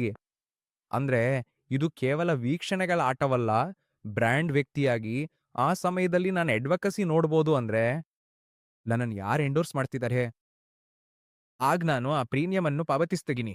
ನಾನು ಈ ಸೂಕ್ಷ್ಮತೆಗಳನ್ನ ಹೇಳ್ತಿರುವ ಕಾರಣವೆಂದ್ರೆ ಇದು ಅಷ್ಟು ಸರಳವಲ್ಲ. ಈ ಸಮಯದಲ್ಲಿ ನಾವು ಕೈಗಾರಿಕೆಯಲ್ಲಿ ಬದಲಾವಣೆ ನೋಡ್ತಿದ್ದಿದೆ. ನಾನ್ ನಿಮಗೆ 3ನೇ ಉದಾಹರಣೆ ನೀಡ್ತೀನಿ. ನಾನ್ ಸುಮಾರು 65,000 ಅಥವಾ 63,500ದಲ್ಲಿ ಕುಳಿತಿದ್ದೀನಿ. ಸರಿಯಾಗಿ ನೆನಪಿಲ್ಲ. ನಾನು 20,000 ಫಾಲೋವರ್ಸ್ ಇದ್ದಾಗ್ಲೇ ನಾನು 1,00,000 ಫಾಲೋವರ್ಸ್ ಇರೋರು ಪಡೆಯೋ ಬ್ರ್ಯಾಂಡ್ ಡೀಲ್ಗಳನ್ನ ಪಡಿತಿದ್ದೆ. ಅದರ ಕಾರಣ ಜನರು ನನಗೆ ವೀಕ್ಷಣೆಗಾಗಿ ಹಣ ಕೊಡ್ತಿರ್ಲಿಲ್ಲ. ಅಥವಾ ಫಾಲೋವರ್ಸ್ಗಾಗಿ ಅಲ್ಲ. ಜನರು ನನ್ಗೆ ನಾನು ಹೊಂದಿರುವ ಹುದ್ದೆಗೆ ಹಣ ಕೊಡ್ತಿದ್ರು. ಸರಿ. ಯಾಕೆಂದ್ರೆ ನೀವು ಹುದ್ದೆ ಬಗ್ಗೆ ಮಾತಾಡಿಜಿ. ಹೌದು, ನಾನು ನನ್ನ ಬಳಿ ಒಂದು ತುಂಬಾ ಗಟ್ಟಿಯಾದ ಪ್ರಶ್ನೆ ಇದೆ. ಈಗ ಇವತ್ತು ಆರಂಭಿಸಿದ ಒಂದು ಕ್ರಿಯೇಟರ್ ಇದ್ದಾನೆ. 500 ಫಾಲೋವರ್ಸ್. 1 ವರ್ಷವಾದ್ಮೇಲೆ ಅಥವಾ 8 ತಿಂಗಳು ಕಳೆದ್ಮೇಲೆ ಅವನ ಇನ್ಸ್ಟಾಗ್ರಾಮ್ ಪುಟಕ್ಕೆ ಸುಮಾರು 60,000ದಿಂದ 70,000 ಫಾಲೋವರ್ಸ್ ಇದ್ದಾರೆ. ಅವನ್ ನಿರಂತರವಾಗಿ ಪೋಸ್ಟ್ ಮಾಡ್ತಿದ್ದಾನೆ ಮತ್ತು ಎಲ್ಲವನ್ನೂ ಮಾಡ್ತಿದ್ದಾನೆ. ಅವನಿಗೆ 70,000 ಫಾಲೋವರ್ಸ್ ಆದ್ಮೇಲೆ ಅವನು ಹೇಗೆ 70,000ಕ್ಕೆ ತಲುಪಬಹುದು ಎಂಬುದರ ಬಗ್ಗೆ ವಿಡಿಯೋಗಳನ್ನ ಹಾಕಲು ಪ್ರಾರಂಭಿಸ್ತಾನೆ. ಅದು ಕೂಡ ಪ್ರಸಿದ್ಧವಾಗ್ತದ್ರೆ ನೀನ್ ಅರ್ಥ ಮಾಡ್ಕೊಂಡಿಯಾ? ನಾನು ಕೇಳಲು ಯತ್ನಿಸ್ತಿರೋದನ್ನ ನೀನ್ ಅರ್ಥ ಮಾಡ್ಕೊಂಡಿಯಾ? ಹಾಗಾದ್ರೆ ಮೊದಲು ಅವನು ಏನ್ ಪೋಸ್ಟ್ ಮಾಡ್ತಿದ್ನೋ, ಹೆಚ್ಚು ಹೇಗ್ ಬೆಳೆಯೋದು ಎಂಬುದನ್ನು ಮಾಡೋ ಮೊದಲು ಅವನು ಏನ್ ಪೋಸ್ಟ್ ಮಾಡ್ತಿದ್ದನು? ಸಾಮಾನ್ಯ ವಿಷಯಗಳ ಅವನ ದಿನನಿತ್ಯದ ಜೀವನ, ದಿನನಿತ್ಯದ ಜೀವನದಲ್ಲಿ ಅವನು ಲೈಫ್ ಸ್ಟೈಲ್ ಕ್ರಿಯೇಟರ್, ಇದೊಂದು ಕೋಚು. ಫಿಟ್ನೆಸ್. ನನಗೆ ಗೊತ್ತು ಅವನು ಇನ್ನೂ 2-3 ಆ್ಯಪ್ಸ್ಗಳನ್ನ ಪಡೆದಿರ್ಬೋದು, ಅಥವಾ ವರ್ಕೌಟ್, ಅಥವಾ ಹೈರಾಕ್ಸ್. ನಾನ್ ಹೇಳಲು ಯತ್ನಿಸ್ತಿರುವುದನ್ನು ನೀನ್ ಅರ್ಥ ಮಾಡ್ಕೊಂಡಿಯಾ? ನಿನ್ನಿಗಾಗಿ ತೇಜ್. ಹಾಗಾದ್ರೆ ಅವನು 70 ಅಥವಾ 80,000 ಆದ್ಮೇಲೆ ಅವನ್ ತಾನೇ ಹೇಗೆ 80,000ಕ್ಕೆ ತಲುಪಿದ್ನು ಎಂಬುದನ್ನು ಕುರಿತು ಮಾತನಾಡಲು ಪ್ರಾರಂಭಿಸ್ತಾನೆ. ಮತ್ತು ಇವತ್ತು ಅನೇಕ ಕ್ರಿಯೇಟರ್ಗಳು ಅದನ್ನೇ ಮಾಡ್ತಿದ್ದಾರೆ. ಹಾಗಾದ್ರೆ ನೀನ್ ಅವರಿಗಿಂತ ನಿನ್ನನ್ನು ಹೇಗೆ ವಿಭಿನ್ನವಾಗಿಸ್ಕೊಳ್ತೀಯಾ? ಅಂದ್ರೆ ಅವರು ಕೂಡ ಹೇಳ್ತಿದ್ದಾರೆ, ಸರಿ ನಾನು ನಿನಗೆ ಹೇಗೆ 80,000ಕ್ಕೆ ತಲುಪಬಹುದು ಅಂತ ಹೇಳ್ತೇನೆ. ನಿರಂತರವಾಗಿ ಪೋಸ್ಟ್ ಮಾಡು, ನಿರಂತರವಾಗಿ ಪೋಸ್ಟ್ ಮಾಡು. ಯಾಕಂದ್ರೆ ಅದೇ ಮುಖ್ಯ ಪದ. ನಿರಂತರವಾಗಿ ಪೋಸ್ಟ್ ಮಾಡು. ಆದ್ರೆ ಹೇಳೋದು ಸುಲಭ, ಮಾಡೋದು ಕಷ್ಟ. ಹೌದು. ಸರಿ, ಇಲ್ಲ. ನಿಜವಾಗಿಯೂ ಅದ್ರಲ್ಲಿ ನೀನು ಹೇಗೆ ವಿಭಿನ್ನವಾಗಿಸ್ಕೊಳ್ತೀಯಾ? ನೀನ್ ಏನ್ ಹೇಳಲು ಇಚ್ಛಿಸ್ತೀಯಾ? ನನ್ನ ಅನಾಲಜಿ, ನನ್ಗಾಗಿ ಏನ್ ಮಾಡ್ತಿದ್ದೇನೆ ಎಂಬುದನ್ನ ಮಾತನಾಡಬೇಕಾ? ಅಥವಾ ಜನರು ಹೇಗೆ ಮಾಡಬೇಕು ಎಂಬುದರ ಪರವಾಗಿ ಮಾತನಾಡಬೇಕಾ? 2 ಅಂದ್ರೆ ಹೌದು. ನೋಡು, ವಿಷಯವೇನಂದ್ರೆ, ನಾನು ಯಾವಾಗ್ಲೂ ಒಂದು ವಿಷಯವನ್ನ ನಂಬಿದ್ದೇನೆ ಮತ್ತು ಬಹಳ ಜನರು ಇದನ್ನು ಒಪ್ಕೊಳ್ದಿರ್ಬೋದು. ಅದು ಸರಿ, ಯಾಕಂದ್ರೆ ನಾನು ಕೂಡ ಬದಲಾಗಿದೆ, ನನ್ನ ಆಲೋಚನೆ ಬದಲಾಗಿದೆ. ಕಾಲಕ್ರಮದಲ್ಲಿ, ಪ್ರಾರಂಭದ ವರ್ಷಗಳಲ್ಲಿ ನಿನ್ನ ಪೆಡಿಗ್ರಿ ಸುಲಭವಾಗಿರುತ್ತೆ. ಸಂಗ್ರಹಿಸು, ಏಕೆಂದ್ರೆ ನಂತರ ನೀನು ವಯಸ್ಸಾಗ್ತಿದ್ದಂತೆ ಸಮಯದೊಂದಿಗೆ ಕಂಪನಿಯನ್ನ ಕ್ರ್ಯಾಕ್ ಮಾಡೋದು ನಿನಗೆ ಕಷ್ಟವಾಗುತ್ತೆ. ಅದು ತುಂಬಾ ತುಂಬಾ ಕಷ್ಟ. ಅಲ್ವೇ? ಯಾಕೆಂದ್ರೆ ಎಲ್ಲಾ ಕಂಪನಿಗಳು ತಮ್ಮ ತಂಡದಲ್ಲಿ ಜೆನ್‌ಜಿ ಅನ್ನು ಬೇಕಂದುಕೊಳ್ತವೆ ಮತ್ತು ಅದು ಒಳ್ಳೆ ವಿಷಯ. ಆದ್ರೆ ನೀನು ವಯಸ್ಸಾದ್ಮೇಲೆ 30 ವರ್ಷ ದಾಟಿದ್ಮೇಲೆ ಈಗ ಅದೇ ಕಂಪನಿಗೆ ಸೇರುವುದು ಇನ್ನೂ ಕಷ್ಟವಾಗ್ತದೆ. ನೀನ್ ಈಗ್ಲೇ ಗೂಗಲ್‌ಗೆ ಸೇರಿದ್ದೆ ಅಂತ ಕಲ್ಪಿಸು. ಅಂದ್ರೆ ಜೀವನ ಪೂರ್ತಿ ನೀನ್ ಸೆಟ್ ಆಗಿದೀಯೆ. ಆ ಹುದ್ದೆಯನ್ನ ಯಾರೂ ನಿನ್ನಿಂದ ತೆಗೆದುಕೊಳ್ಳಲ್ಲ. ನಾನು ಎಕ್ಸ್ ಗೂಗ್ಲರ್. ನೀನ್ ಈಗ್ಲೇ ಸೇರದೇ ಇದ್ರೂ ಅದ್ರಲ್ಲಿ ತಪ್ಪೇನಿಲ್ಲ. ನೀನ್ ನಿಂದೇ ಏಜೆನ್ಸಿ, ಕಂಪನಿ, ಸಮುದಾಯವನ್ನ ಆರಂಭಿಸಿದ್ದೀಯೆ. ಅದ್ರಲ್ಲಿ ತಪ್ಪೇನಿಲ್ಲ. ಆದ್ರೂ ಕೂಡ ನಾನಿದನ್ನು ಸೇಫ್ಟಿ ಡಿಪಾಸಿಟ್, ಫಿಕ್ಸೆಡ್ ಡಿಪಾಸಿಟ್ ಎಂದು ಕರೀತೇನೆ. ನೀನೀಗ ಫಿಕ್ಸೆಡ್ ಡಿಪಾಸಿಟ್ ಹೊಂದೀಗ. ಹಾಗಾಗಿ ನಿನ್ನ 30ರ ದಶಕದಲ್ಲಿ ಎಲ್ಲ ಗೂಗ್ಲರ್ಗಳು ಕಂಟೆಂಟ್ ಕ್ರಿಯೇಟರ್‌ಗಳಾಗಿರುವಾಗ ನಿನಗೆ ಸ್ಪರ್ಧೆ ಮಾಡೋದು ಹೆಚ್ಚು ಕಷ್ಟವಾಗ್ತದೆ. ಖಚಿತವಾಗಿ. ಅದೇ ನಾನು ಕೇಳಲು ಬಯಸಿದ್ದು. ಏಕೆಂದ್ರೆ ಎಲ್ಲರಿಗೂ 1,00,000, 60,000, 70,000 ಫಾಲೋವರ್ಸ್ ಇದಾರೆ. ಇವತ್ತು ಅವ್ರು ಹೇಗೆ ಅಲ್ಲಿ ತಲುಪಬೇಕಂತ ಜನರಿಗೆ ಕಲಿಸ್ತಿದ್ದಾರೆ. ನಾನು ಅಂದ್ರೆ ಕಲಿಸೋದು ಸುಲಭ, ಆದ್ರೆ ಮಾಡುವುದು ಕಷ್ಟ. 100ಕ್ಕೆ ನೋ ಸರಿ. ನಿಂಗೆ ಸ್ಪರ್ಧೆ ಮಾಡೋದು ಕಷ್ಟವಾಗ್ತದೆ. ಈಗೇನಾಗ್ತಿದೆ ಅಂದ್ರೆ, ಡೆಸಿಗ್ನೇಷನ್ ಇರೋರು ಇನ್ನೂ ಬಂದಿಲ್ಲ. ಹೆಲ್ತ್ ಕ್ರಿಯೇಟರ್‌ಗಳು ಆರೋಗ್ಯದ ಬಗ್ಗೆ ಮಾತಾಡ್ತಿಟ್ಟು ಎಲ್ಲರೂ ಆರೋಗ್ಯದ ಬಗ್ಗೆ ಮಾತಾಡ್ತಿದ್ದಾರೆ. ಆದ್ರೆ ಅವ್ರ ಬಳಿ ಹೆಚ್ಚು ಬೆಂಬಲವಿಲ್ಲ. ಆ, ಎಲ್ಲಾ ವೈದ್ಯರು ಆರೋಗ್ಯದ ಬಗ್ಗೆ ಮಾತನಾಡಲು ಪ್ರಾರಂಭಿಸಿದ್ರೆ ಕಲ್ಪಿಸು. ಖಂಡಿತ. ಸ್ಪರ್ಧಿಸೋದಕ್ಕೆ ಅಕೇಲ. ಖಂಡಿತವಾಗಿಯೂ. ಅದೇ ನಾನು ತಿಳಿಯಲು ಇಚ್ಛಿಸ್ತಿದ್ದೀನಿ. ಈಗ ವಿಷಯವೇನಂದ್ರೆ, ನೀನ್ ಪೆಡಿಗ್ರಿ ಇಲ್ದೆ ಸ್ಪರ್ಧೆ ಮಾಡ್ಲಾಗದು. ಅಲ್ಲಂದ್ರೆ 100ಕ್ಕೆ 100 ಖಚಿತವಾಗಿ ನೀನು ಸ್ಪರ್ಧೆ ಮಾಡ್ಲಾಗದು. ಖಚಿತವಾಗಿಯೇ. ನೀನು 2-3 ಆಬ್ಸ್ ಮಾಡ್ಕೊಂಡಿದೀಯಾ ಅಥವಾ ದೇಹವನ್ನ ಕಟ್ಟಿಕೊಂಡಿದೀಯಾ ಅಂದ್ರೆ ಅದರಿಂದಲೇ ನೀನು ಯಾರಾದ್ರೂ ಫಿಸಿಯೋ ಆಗೋದು ಅಥವಾ ಇನ್ನಾವುದಾದ್ರೂ ಮಾಡೋದು ಸಾಧ್ಯವಿಲ್ಲ. ಖಚಿತವಾಗಿಯೇ. ನಿಜವಾದ ವಿಷಯವೇ ಇದು. ಖಚಿತಮಾನಿಯೇ? ನೀನು ವಿಜ್ಞಾನ ಆಧಾರಿತ ಪದವಿ ಹೊಂದಿರಬೇಕು. ನಾನು ಕೋಚಿಂಗ್ ಅಥವಾ ಟ್ರೈನಿಂಗ್ ಬಗ್ಗೆ ಮಾತಾಡ್ತಿಲ್ಲ. ಅವನದು ಅವನ ಅನುಭವಿಸಿದ್ರಿಂದ ಆಗಿದೆ. ನೋಡು, ನಿಂಗೆ ಕೇಳ ಸಾಧ್ಯವಿಲ್ಲ. ಒಬ್ಬ ದಪ್ಪ ವ್ಯಕ್ತಿಗೆ ಅಥವಾ ಅವನು ಸ್ವಲ್ಪ ಹೇಗಾಗಿದ್ದಾನೆ ಎಂದು ನಿಂಗೆ ಗೊತ್ತೇ ಇದೆ. ಹೆಚ್ಚು ಮಾಂಸಪೇಶಿ ಹೊಂದಿದ್ದಾನೆ ಅಥವಾ ಅವನು ಫಿಟ್ ಆಗಿದ್ದಾನೆ. ನೀನು ಅವನಿಗೆ ಹೇಗೆ ಫಿಟ್ ಆಗಿದ್ದೀಯ ಅಂತ ಕೇಳ್ಬೋದು ಅಲ್ವೇ? ಯಾಕಂದ್ರೆ ಅವನು ದಪ್ಪನಿಂದ ಫಿಟ್ ಆಗುವ ಪ್ರಯಾಣವನ್ನ ಹೇಗೆ ನಡೆಸಿದಾನೋ ಅವನಿಗೆ ಗೊತ್ತು. ಅವನಿಗೆ ಗೊತ್ತಿರುತ್ತೆ. ಅವನು ನಿನ್ನನ್ನು ಮಾರ್ಗದರ್ಶನ ಮಾಡಬಹುದು. ಅವನು ನಿನ್ನನ್ನು ತರಬೇತಿ ಕೊಡಬಹುದು ಮತ್ತು ಅವನು ತನ್ನ ಭಯದಲ್ಲೂ ಇದನ್ನು ಬರೆಯುತ್ತಾನೆ. ಫ್ಯಾಕ್ಟ್ ಫಿಟ್ ರೂಪಾಂತರ 30 ದಿನಗಳು. ನೀನು ಇಂಥವು ಅನೇಕವನ್ನು ನೋಡಿದ್ದೆ. ಆದ್ರೆ ನೀನು ಅವನನ್ನು ಕೇಳಲು ಸಾಧ್ಯ ಇಲ್ಲ. ಸರಿ, ಈಗ ನನಗಿಲ್ಲೊಂದು ಗಾಯವಾಗಿದೆ. ನಾನು ಹೇಗೆ ಸ್ಟ್ರೆಚ್ ಮಾಡಬೇಕು? ಅವನು ಹೇಳ್ತಾನೆ, ಖಂಡಿತವಾಗಿಯೂ ಹೇಳ್ತಾನೆ. ಯಾಕಂದ್ರೆ ಯೂಟ್ಯೂಬ್ ಇದೆ, ಗೂಗಲ್ ಇದೆ. ಅವನು ಅದನ್ನ ಮಾಡ್ತಾರೆ. ಇದಕ್ಕೆ ಹಿಂದಿರುವ ವಿಜ್ಞಾನವಶನು ಅಂತೆಯೇ ಅದು ಹೇಗೆ ಕೆಲಸ ಮಾಡ್ತದೆ ಅಂತೆಯೇ ನಾನು ನಿನ್ನ ಬಳಿ ಬಂದು ಹೇಳಿದ್ರೆ, ನೋಡು, ನನಗೆ ಬೆನ್ನಿನಲ್ಲಿ ನೋವಿದೆ ಅಥವಾ ಯಾವುದಾದ್ರೂ ಬೆನ್ನಿನ ಸಮಸ್ಯೆ ಇದೆ. ಅವನು ಹೀಗೆ ಹೇಳ್ತಾನೆ, ಸರಿ ಮುಂದಿನ ಸೆಷನ್ಗೆ ಬಾ ಅಥವಾ ನನಗೆ ಸ್ವಲ್ಪ ಸಮಯ ಕೊಡು. ಅದು ಏನ್ ಕೆಲಸ ಮಾಡ್ತದೆ? ಜನರು ಹೇಗೆ ಅವ್ರು ಎಲ್ಲವನ್ನು ಮತ್ತು ಏನನ್ನಾದ್ರೂ ಹೇಗೆ ಮಾಡ್ಬೋದು? ಅವ್ರು ನಿಜವಾಗ್ಲೂ ನಿರ್ದಿಷ್ಟವಾದ ಬೆಂಬಲವಿಲ್ಲದೆ. ಇಲ್ಲ, ಅದಕ್ಕಾಗಿಯೇ ನಾನು ನಿನಗೆ ಹೇಳ್ತಿದ್ದೆ ಅಲ್ವೇ? ನಾವು ಇಂಥ ಯುಗದಲ್ಲಿದ್ದೇವೆ. ಇಲ್ಲಿ ಎಐ ಮಾಹಿತಿ ಅಥವಾ ಜ್ಞಾನವನ್ನ ಈಗ ಒಂದು ವಸ್ತುವಾಗಿ ಪರಿಗಣಿಸಿದೆ. ನೀನ್ ಬೇಕಾದ್ರೆ 6 ವಾರಗಳಲ್ಲಿ ತೂಕ ಕಡಿಮೆ ಮಾಡುವುದು ಹೇಗೆ ಎಂದು ನೀನು ಎಐಯಿಂದ ಪಡಿಬಹುದು. ಹೌದು, ಅದು ನೀನ್ ಕೇಳಲು ಇಚ್ಛಿಸುವ ಕಾರಣ, ಉದಾಹರಣೆಗೆ, ನಾನು ಕೋಚ್ ಆಗಿದ್ರೆ ನೀನು ಸಿಂಧುವಿನ ದೃಷ್ಟಿಕೋನವನ್ನು ನಂಬುವುದರಿಂದ ಸಿಂಧುವಿಂದ ಕೇಳಲು ಇಚ್ಛಿಸುತ್ತೀಯ. ನೀನದನ್ನು ಕೇಳಲು ಇಚ್ಛಿಸುವ ಕಾರಣ, ಉದಾಹರಣೆಗೆ ಡಾಕ್ಟರ್, ಶೆಫಾಲಿ ಅಥವಾ ಯಾವುದಾದ್ರೂ ಕಲ್ಪಿತ ವ್ಯಕ್ತಿಯಿಂದ ಕೇಳಲು ನೀನು ಆ ವ್ಯಕ್ತಿಯನ್ನ ನಂಬುವುದರಿಂದ. ನೀನ್ ಯಾರಾದ್ರೂ ವ್ಯಕ್ತಿಯಿಂದ ಕೇಳ್ತಿರುವಾಗ ನೀನ್ ನಂಬ್ತಿರೋದು ಮಾಹಿತಿ ಅಲ್ಲ. ಅದು ಆ ಮಾಹಿತಿಯನ್ನು ನೀಡ್ತಿರುವ ವ್ಯಕ್ತಿಯನ್ನೇ ನೀನು ಹುಡುಕ್ತಿದೀಯಾ? ನಾನ್ ಮಾತ್ರನೇ ಇದನ್ನು ಸರಳವಾಗಿ ಹೇಳ್ತಿರುವನೋ? ಅಯ್ಯೋ, ನೀನು ಶೂನ್ಯದಿಂದ 1ಕ್ಕೆ ಹೇಗ್ ಬೆಳೆಯಬಹುದು ಎಂದು? ಎಂದಿಗೂ ಅಲ್ಲ. ನೀನ್ 1000 ಫಾಲೋವರ್ಸ್‌ಗಳನ್ನ ಹೇಗ್ ಪಡಿಬಹುದು ಎಂಬುದನ್ನ ಹೇಗ್ ಬಿಚ್ಚಿಡ್ತೀಯಾ? ಎಂದಿಗೂ ಅಲ್ಲ. ಅದನ್ನೇ ಹೇಳ್ತಿರುವ 10,000 ಜನರಿದ್ದಾರೆ. ನಾನ್ ಮಾತ್ರನೇ ಇದನ್ನ ಹೇಳ್ಕೊಳ್ಬೋದಾ? ಅಯ್ಯೋ, ನಾನ್ 100 ಇನ್‌ಫ್ಲುಯೆನ್ಸರ್‌ಗಳು, 50 ಸ್ಥಾಪಕರು, ಇದು ಅದು ಹೀಗ್ ಕೆಲ್ಸ ಮಾಡಿದ್ದೇನೆ ಎಂದು. ಹೌದು, ಬಹುಶಃ. ಆದ್ರಿಂದ ನೀನ್ ಮತ್ತೆ ಅದೇ ವಿಷಯವನ್ನು ಹುಡುಕುತ್ತಿಲ್ಲ. ನೀನು ಶೂನ್ಯದಿಂದ ಸಾವಿರಕ್ಕೆ ಹೇಗೆ ಬೆಳೆಯಬೇಕು ಎಂಬ ಮಾಹಿತಿಯನ್ನು ಹುಡುಕುತ್ತಿಲ್ಲ. ನೀನ್ ಕೇಳಲ್ ಬಯಸುವುದು, ಅಯ್ಯೋ ಇದನ್ ಸಾಧಿಸಿದ ವ್ಯಕ್ತಿಯಿಂದ ಕೇಳ್ಬೇಕು ಎಂದು. ಅವರು ಈ ಜನರೊಂದಿಗೆ ಕೆಲಸ ಮಾಡಿರೋರು. ಆದ್ರಿಂದ ನಾನು ಆ ವ್ಯಕ್ತಿಯನ್ನು ಕೇಳಬೇಕು, ಇದು ನಮ್ಮ ವಿಶೇಷತೆ. ಮತ್ತು ಏನಂದ್ರೆ, ಎಷ್ಟು ಹೆಚ್ಚು ಎಐ ಅಭಿವೃದ್ಧಿಯಾಗುತ್ತಾ ಹೋಗುತ್ತದೋ, ಅದು ಮಾರುಕಟ್ಟೆಯನ್ನ 2 ಭಾಗಗಳಾಗಿ ವಿಭಜಿಸಲಿದೆ. ನನಗನ್ಸ್ತಿದೆ ಮುಂದಿನ ಅಲೆ ಸಂಪೂರ್ಣವಾಗಿ ವಿಷಯ ತಜ್ಞರದೇ ಆಗಿರ್ತದೆ. ಏಕೆಂದ್ರೆ ಈಗ ಜ್ಞಾನವೆಂದರೆ ಸಾಮಾನ್ಯ ವಸ್ತುವಾಗಿದೆ. ಇದು ಸಂಪೂರ್ಣವಾಗಿ ಸಾಮಾನ್ಯ ವಸ್ತುವಾಗಿದೆ. ಈಗ ಹೀಗೇಳೋಣ, ನಾನ್ ನಿನ್ನ ವೃತ್ತಿ ವಕ್ರರೇಖೆಯನ್ನ 5 ವರ್ಷಗಳ ನಂತರ ಊಹಿಸಿದ್ರೆ, ನೀನ್ ಎಲ್ಲವನ್ನು ಬಿಟ್ಟು ಕೇವಲ ವಿಷಯ ಸೃಷ್ಟಿಸುವುದನ್ನ ಪ್ರಾರಂಭಿಸಿದ್ರೆ ಹೇಗೆ? ನನಗದು ಒಳ್ಳೆ ಆಲೋಚನೆ ಅಂತ ಅನಿಸ್ತಿಲ್ಲ. ಯಾಕಂದ್ರೆ ನಾಳೆ ಒಂದು ಎಐ ಅವತಾರವೇ ನಿನ್ನನ್ನು ಬದಲಾಯಿಸ್ಬೋದು. ಅದು ಮುಖ್ಯವಲ್ಲ. ಆದ್ರೆ ಉದಾಹರಣೆಗೆ ನೀನು 5 ವರ್ಷಗಳ ನಂತರ 5 ವಿಭಿನ್ನ ಸಂಶೋಧನಾ ಲೇಖನಗಳನ್ನ ಬರೆದಿದ್ದೀ ಎಂದು ಹೇಳೋಣ, ಮತ್ತು ನೀನದನ್ನು ಕುರಿತು ಮಾತಾಡ್ತಿದ್ದೀ ಎಂದು ಊಹಿಸೋಣ. ನಾನಿದನ್ನು ಕುರಿತು ಕಾಮೆಂಟ್ ಮಾಡೋ ಸರಿಯಾದ ವ್ಯಕ್ತಿ ಅಲ್ಲ, ಆದ್ರೆ ಹೀಗೆ ಎಂದು ಊಹಿಸೋಣ.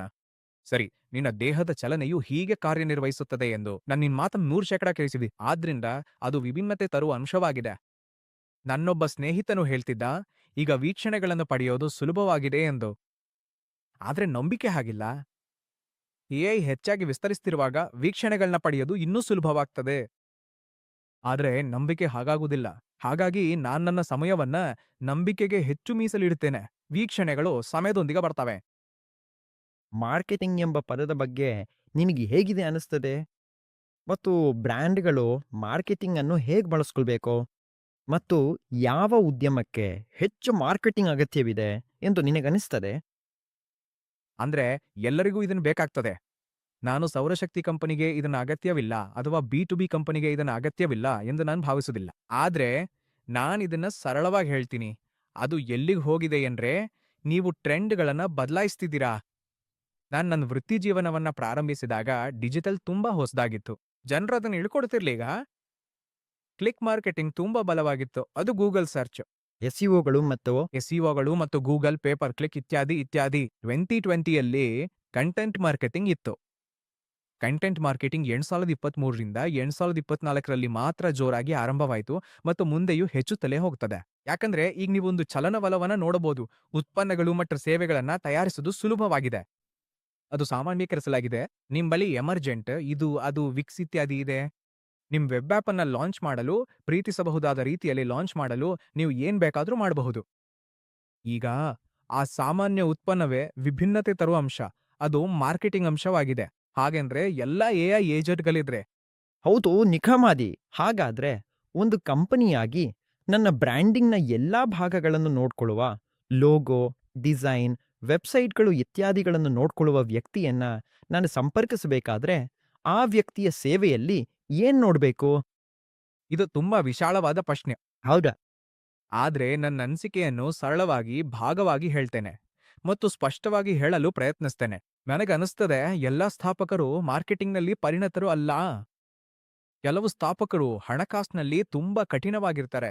ಅವರೊಂದಿಗೆ ವ್ಯವಹರಿಸಲು ಅತ್ಯುತ್ತಮ ವ್ಯಕ್ತಿಗಳಲ್ಲ.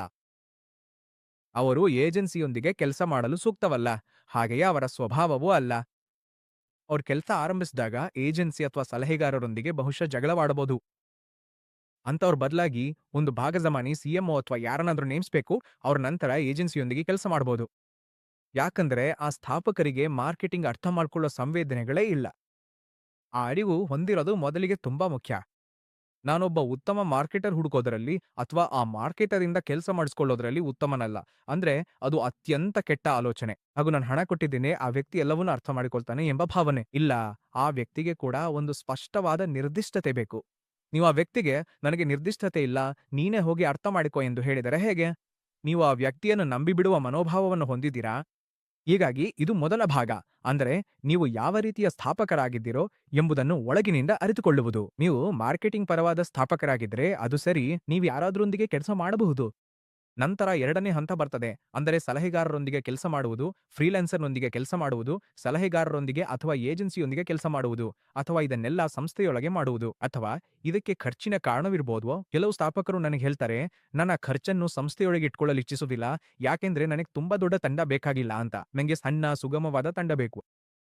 ಕೆಲವು ಸ್ಥಾಪಕರು ಹೇಳ್ತಾರೆ, ನಾನು ಈ ವ್ಯಕ್ತಿಯನ್ನು ನನ್ನ ಸಿಟಿಸಿಲಿ ಸೇರಿಸಿಕೊಳ್ಳಲು ಇಚ್ಛಿಸುವುದಿಲ್ಲ. ಏಕೆಂದ್ರೆ ಇದು 3 ತಿಂಗಳ ಯೋಜನೆ. ಆ ವ್ಯಕ್ತಿ ಹೋಗ್ಬಿಡ್ತೆ. ನನ್ ಯಾಕ್ ಬೇಕು? ಫ್ರೀಲಾನ್ಸ್ ಕೆಲಸವೇ. ಇದು ಫ್ರೀಲಾನ್ಸ್ ಕೆಲ್ಸದೊಂದಿಗೆ ನಾನ್ ದೊಡ್ಡದಾಗಿ ಏಕ್ ಮಾಡ್ಬೇಕು ವಿಷಯವನ್ನು. ಮತ್ತೆ ಕೆಲವು ಸ್ಥಾಪಕರು ಇರುತ್ತಾರೆ, ಅವ್ರು ಹೇಳ್ತಾರೆ, ನಾನ್ ವಿಂಡೋ ಶಾಪಿಂಗ್ ಮಾಡ್ಬೇಕೆಂದು ಇಚ್ಛಿಸ್ತೇನೆ. ಇದು ಕೆಲಸವಾಗದಿದ್ರೆ ನಾನು ಇನ್ನಷ್ಟು ಆಯ್ಕೆಗಳನ್ನು ಪ್ರಯತ್ನಿಸಬಹುದು. ಈ 3 ಗುಣಗಳು ಏಜೆನ್ಸಿಯ ವ್ಯಕ್ತಿಯಾಗಿ ನನಗೆ ಸ್ಥಾಪಕರ 3 ವಿಭಿನ್ನ ಗುಣಗಳ ಬಗ್ಗೆ ಕಲಿಯಲು ಸಹಾಯ ಮಾಡ್ತವೆ. ಸ್ಥಾಪಕರಿಗೆ ಈ ಗುಣಗಳಿದ್ದರೆ ಎಂದು ನನಗೆ ಗೊತ್ತಾದರೆ.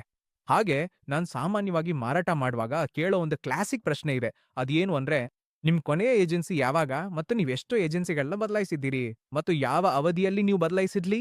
ನೀವು ನೇರವಾಗಿ ಕೇಳಿದ್ರೆ ಸ್ಥಾಪಕರಿಗೂ ಗೊತ್ತಿರ್ತದೆ, ಅವರದನ್ನು ಮುಚ್ಚಿಡ್ತಾರೆ. ಹೌದು, ಯಾವಾಗ? ನೀವು ಕೊನೆಯ ಬಾರಿ ಕೋಲ್ಡ್ ಕಾಲ್ ಮಾಡಿದ್ದು ಯಾವಾಗ? ನಾನು ಕೋಲ್ಡ್ ಕಾಲ್ಸು?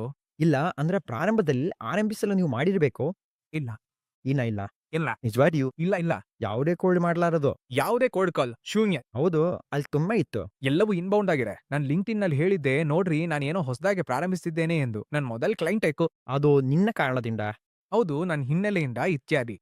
ಆದ್ರೆ ನನ್ನ ಡಿಸ್ಟ್ರಿಬ್ಯೂಷನ್ ಕಾರಣದಿಂದಲೋ ನಾನು ಏನಂತೀರಾ, ಲಿಂಕ್ಡ್ಇನ್‌ನಲ್ಲಿ 6.5 ಲಕ್ಷ ಫಾಲೋವರ್ಸ್ ಇದ್ದಾರೆ. ಅದರಲ್ಲಿ 90% ಫೌಂಡರ್‌ಗಳು, ಸಲಹೆಗಾರರು, ವಿಸಿಗಳು ಇತ್ಯಾದಿ.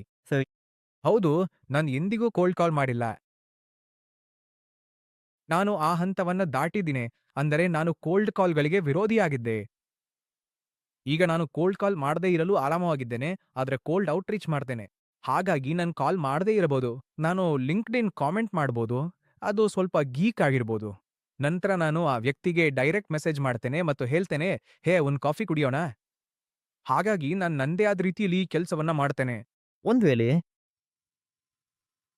ಬ್ರ್ಯಾಂಡ್ ಅಥವಾ ಕ್ರಿಯೇಟರ್ ಅಥವಾ ನೀವು ನಿಜವಾಗಿಯೂ ಕೆಲಸ ಮಾಡಬೇಕೆಂದು ಬಯಸೋ ವ್ಯಕ್ತಿ ಸೃಷ್ಟಿಸ್ನೇಕೋ. ಒಂದ್ ಬ್ರ್ಯಾಂಡ್ ಸುತ್ತಲೂ ಅಥವಾ ಅವರೊಂದಿಗೆ ಕೆಲಸ ಮಾಡಬೇಕೆಂದು ನೀವು ಇನ್ನೂ ಮಾಡಿಲ್ಲ.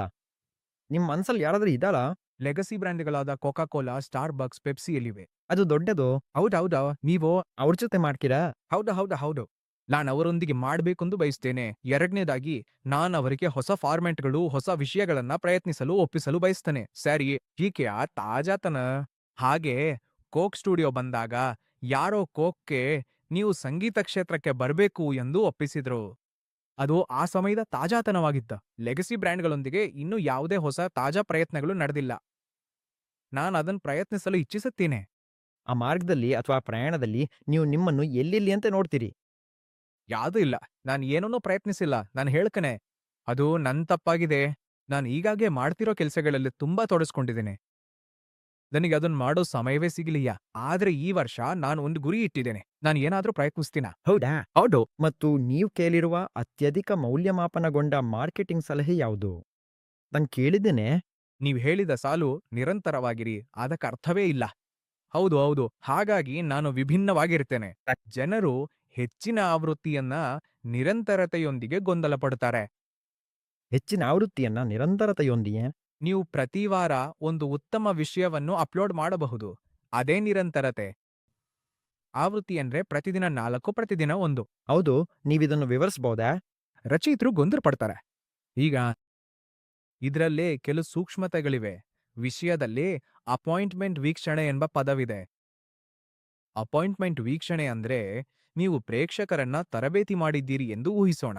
ಆ ಸೋಮವಾರ, ಬುಧವಾರ, ಶುಕ್ರವಾರ ಯಾವ ಚಕ್ರವಿದ್ರೂ ನಂಗೊತ್ತಿಲ್ಲ. ರಾತ್ರಿ 8 ಗಂಟೆಗೆ ಅಥವಾ ರಾತ್ರಿ 7 ಗಂಟೆಗೆ ಒಂದ್ ಪ್ರಸಾರ ಬರ್ತದೆ. ಅದನ್ನ ಅಪಾಯಿಂಟ್ಮೆಂಟ್ ವೀಕ್ಷಣೆ ಅಂತ ಕರೆಯುತ್ತಲೆ. ನೀವು ನಿರಂತರವಾಗಿ ಹೇಳ್ತಿರ್ತೀರಿ, ಇದು ಟಿವಿ, ಅದೇ ಅಪಾಯಿಂಟ್ಮೆಂಟ್ ವೀಕ್ಷಣೆ. ಇದಕ್ಕೆ ನಿರಂತರತೆ ಬೇಕು. ನೀವು ಆ ವ್ಯಕ್ತಿಯನ್ನು ನಿರಂತರವಾಗಿ ತರಬೇತಿ ಮಾಡ್ತಿರ್ಬೇಕು. ಸರಿ, ಈ ಸಮಯದಲ್ಲಿ ಈ ವ್ಯಕ್ತಿ ಮಾಡ್ತಾರೆ, ಈ ಸಮಯದಲ್ಲಿ ಈ ವ್ಯಕ್ತಿ ಮಾಡ್ತಾರೆ ಅಂತ. ಇದು ಪ್ರೇಕ್ಷಕರ ಮನಸ್ಸಿನಲ್ಲಿ ಹಚ್ಕೊಳ್ಪಡುವಂತೆ ಹಾಕ್ಕೊಡ್ರೆ. ಇದು ಈ ವ್ಯಕ್ತಿ ನನಗಿಷ್ಟ ಹದಿನೇನಿಡು. ಇಬ್ರು ಒಂದು ವಿಡಿಯೋ ಬಿಡುಗಡೆ ಮಾಡ್ತಾರೆ. ಸರಿ. ಅದು ಬೇರೆ ರೀತಿಯ ಸ್ಥಿರಕ್ಕೆ. ಸರಿಯಾಗಿ ನೋಡಿ. ಸಕಾಲದಲ್ಲಿ ನೋಡೋದು ಒಂದು ಸ್ಥಿರಕ್ಕೆ. ಅದು ಆವೃತ್ತಿ. ನೀವು ಹೇಳ್ರಿ ಇಲ್ಲ ಆವೃತ್ತಿ. ನೀವು ನಿಮ್ದೇ ಆದ ಆವೃತ್ತಿಯನ್ನು ನಿರ್ಧರಿಸಬಹುದು. ಸರಿ. ನನ್ ಪ್ರತಿ ವಾರವೂ ಒಂದು ವಿಷಯವನ್ನು ಅಪ್ಲೋಡ್ ಮಾಡಬಹುದು. ಅದು ಅದರ ಒಂದು ಭಾಗ. ಸರಿಯೇ? ಹಾಗೇ ಮುಂದುವರಿಯಿರಿ. ಅದು ಕೂಡ ಸ್ಥಿರವಾಗದ ಸರಿ. ವಿಷಯ ಅಪ್ಲೋಡ್ ಮಾಡು. ಅದು ನಿಮ್ಮ ಸ್ಥಿರತೆಯ ರೂಪವಾಡಿಗ. ಖಂಡಿತ ನಿಮ್ ಸ್ಥಿರತೆ. ಸರಿ. ನಿಮ್ಗೆ ಯಾವ್ದು ಕೆಲಸ ಮಾಡುತ್ತದೋ ಅದು ನೀವು ಏನ್ ಮಾಡಲು ಇಚ್ಛಿಸ್ತೀರೋ ಅದ್ರ ಮೇಲೆ ಅವಲಂಬಿತವಾಗಿದೆ. ನಾನ್ ನಾಳೆ ನಿರ್ಧರಿಸಿದ್ರೆ ನಾನು ದೀರ್ಘ ರೂಪದ ಹೆಚ್ಚಿನ ಸಂಶೋಧನೆಯ ವಿಷಯವನ್ನ ಮಾಡುತ್ತೇನೆ ಮತ್ತು ಪ್ರತಿ ವಾರವೂ ಅಪ್ಲೋಡ್ ಮಾಡ್ತೇನೆ ಅಂತ ಹೇಳೋಣ. ಅದು ಚೆನ್ನಾಗಿದೆ. ನಾನು ಪ್ರತಿದಿನವೂ ಶಾರ್ಟ್ ಫಾರ್ಮ್ ಮಾಡ್ತೀನಿ. ಅದು ಕೂಡ ಚೆನ್ನಾಗಿದೆ. ಈ ಸೂಕ್ಷ್ಮತೆ ಇಲ್ಲಿದೆ. ಯಾವಾಗ್ಲಾದ್ರೂ ಒಂದು ಕ್ರಿಯೇಟರ್ ಅಥವಾ ಕೋಚ್ ನಿಮ್ಗೆ ನೀವು ಚಿಂತಿಸಬೇಕು ಎಂದು ಹೇಳಿದ್ರೆ ಅವ್ರನ್ನ ಕೇಳಿ ವ್ಯಾಖ್ಯಾನವನ್ನ ಹೇಳಿ ಅಂತ ಕೇಳಿ. ನಾನು ಪ್ರತಿದಿನವೂ ಅಪ್ಲೋಡ್ ಮಾಡ್ಬೇಕಾ? ನಾನು 2 ಬಾರಿ ಅಪ್ಲೋಡ್ ಮಾಡ್ಬೇಕಾ? ನಾನು ಯಾವ ದೈರ್ಘ್ಯದ ವಿಡಿಯೋ ಅಪ್ಲೋಡ್ ಮಾಡ್ಬೇಕು? ನಾನು ಯಾವ ಮಟ್ಟದ ಪ್ರಯತ್ನ ಹಾಕಬೇಕು? ಅವುಗಳೇ ಮುಂದಿನ ಪ್ರಶ್ನೆಗ. ನೀವು ಸ್ಪಷ್ಟತೆ ಪಡೆಯಲು ಕೇಳ್ಬೇಕಾದ ಪ್ರಶ್ನೆಗಳು ಇವು. ನೀವು ಯಾರನ್ನಾದ್ರೂ ಕೇಳ್ತಿದ್ದೀರೋ ಅಥವಾ ನೀವು ನಿಮ್ಮನ್ನೇ ಕೇಳ್ತಿದ್ರೋ, ಉದಾಹರಣೆಗೆ ನೀವು ಅಲೆಕ್ಸ್ ಹಾರ್ಮೋಜಿ ಹೇಳಿದ್ದನ್ನು ಕೇಳಿದ್ದೀರಿ ಅಂದ್ರೆ, ಈ ಪ್ರಶ್ನೆಗಳನ್ನ ಕೇಳಿ ನಿಮ್ಗೆ ಉತ್ತರ ಸಿಗ್ತದೆ. ಅದು ನನ್ನ ಆವೃತ್ತಿ. ಇಂದಿನ ಜಗತ್ನಲ್ಲಿ ಯಾರಾದ್ರೂ ಹಣವಿದ್ರೆ ಮತ್ತು ಅವನು ಚೆನ್ನಾಗಿದ್ದಾನೆ ಅಂದ್ರೆ ಅವನು ಖಚಿತವಾಗಿಯೂ ಬಲಿಷ್ಠನಾಗಿದ್ದಾನೆ ಅಂದ್ರೆ ಮಾತ್ರ ಅಲ್ಲ, ಆದ್ರೆ ಅವನಿಗೆ ಬ್ರ್ಯಾಂಡಿಂಗ್, ವಿಷಯ ಸೃಷ್ಟಿಯಲ್ಲಿ ಯಾವುದೇ ಅನುಭವವಿಲ್ಲ.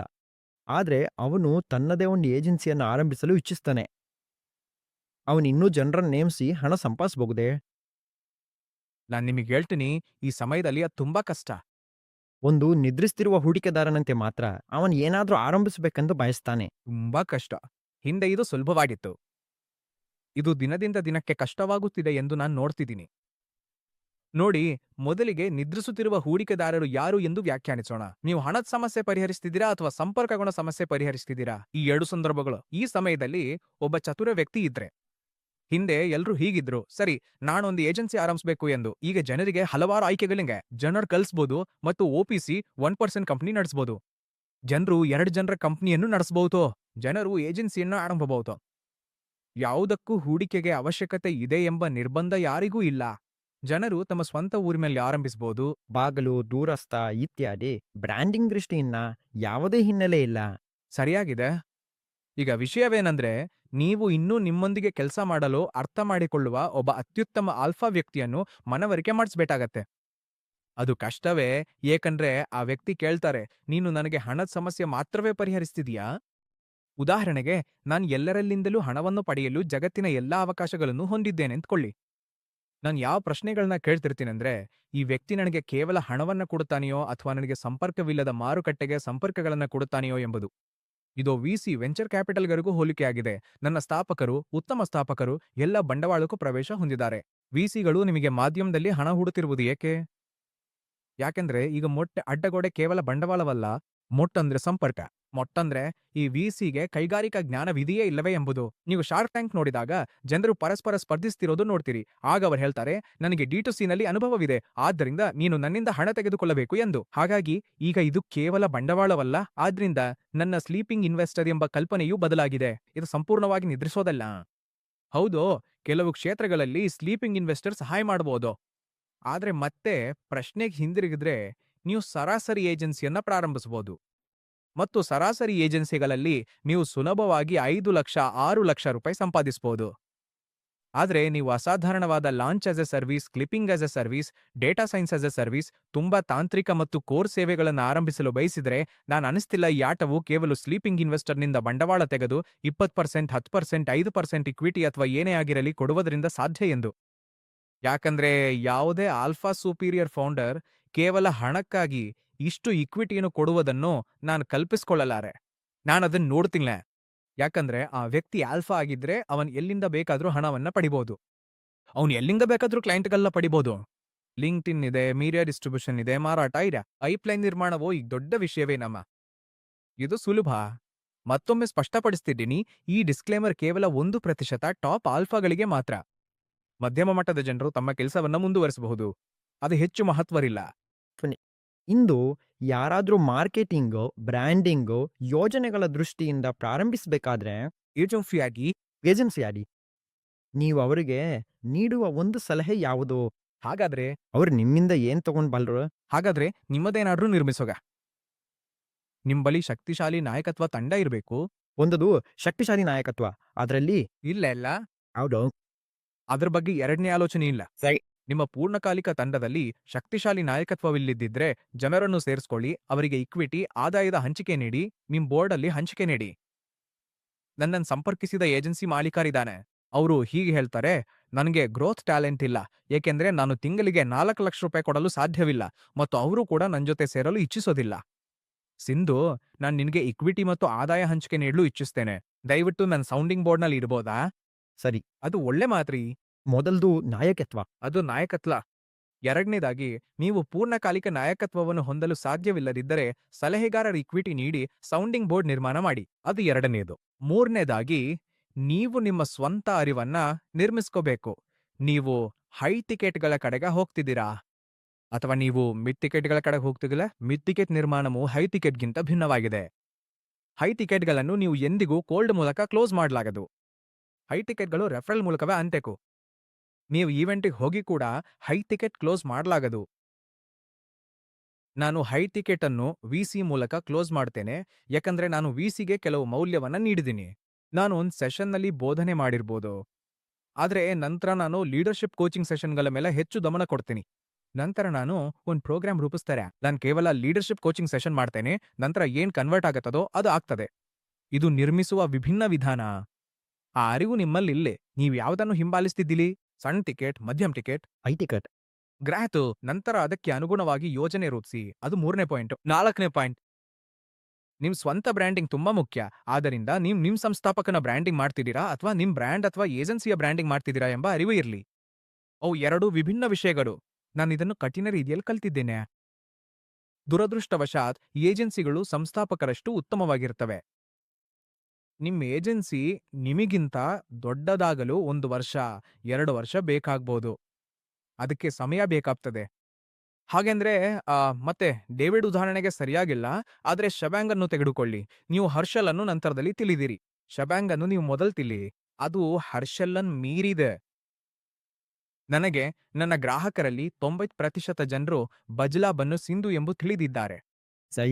ಉಳಿದ ಗ್ರಾಹಕರು ಬಜ್ಲಾಬ್ ಅನ್ನು ನನ್ನ ಪಾಲುದಾರ ಅಥವಾ ಸಹ ಸಂಸ್ಥಾಪಕರ ಮೂಲಕ ತಿಳಿದಿದ್ದಾರೆ. ಹೀಗಾಗಿ ಅದು ಇನ್ನೂ ನನ್ನನ್ನು ಮೀರಿಲ್ಲ. ನನ್ನ ಗುರಿ ಅಂದ್ರೆ ನಾನಿದನ್ನು ಹೇಗೆ ಅದ್ ನಿಮ್ಮನ್ ಮೀರ್ಬೇಕಾ? ಹೌದು, ಎಲ್ಲರೂ ಅದು ಮೀರ್ಬೇಕಂದು ಬಯಸ್ತಾರೆ. ಯಾರು ಹೆಚ್ಚು ಕೆಲಸ ಮಾಡಲು ಏಜೆನ್ಸಿಯನ್ನ ಪ್ರಾರಂಭಿಸುವುದಿಲ್ಲ.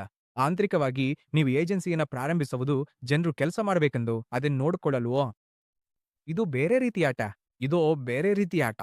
ಪ್ರತಿದಿನ ನಾನೆದ್ದಾಗ ಮತ್ತು ಗ್ರಾಹಕರು ನನ್ನ ಕರೆ ಮಾಡಿದಾಗ ನಾನು ನಿರ್ಧಾರ ತೆಗೆದುಕೊಳ್ಳಬೇಕು, ಅಯ್ಯೋ ನೀವೇ ಇದನ್ನ ನೋಡ್ಕೊಳ್ಳಿ ಎಂದು.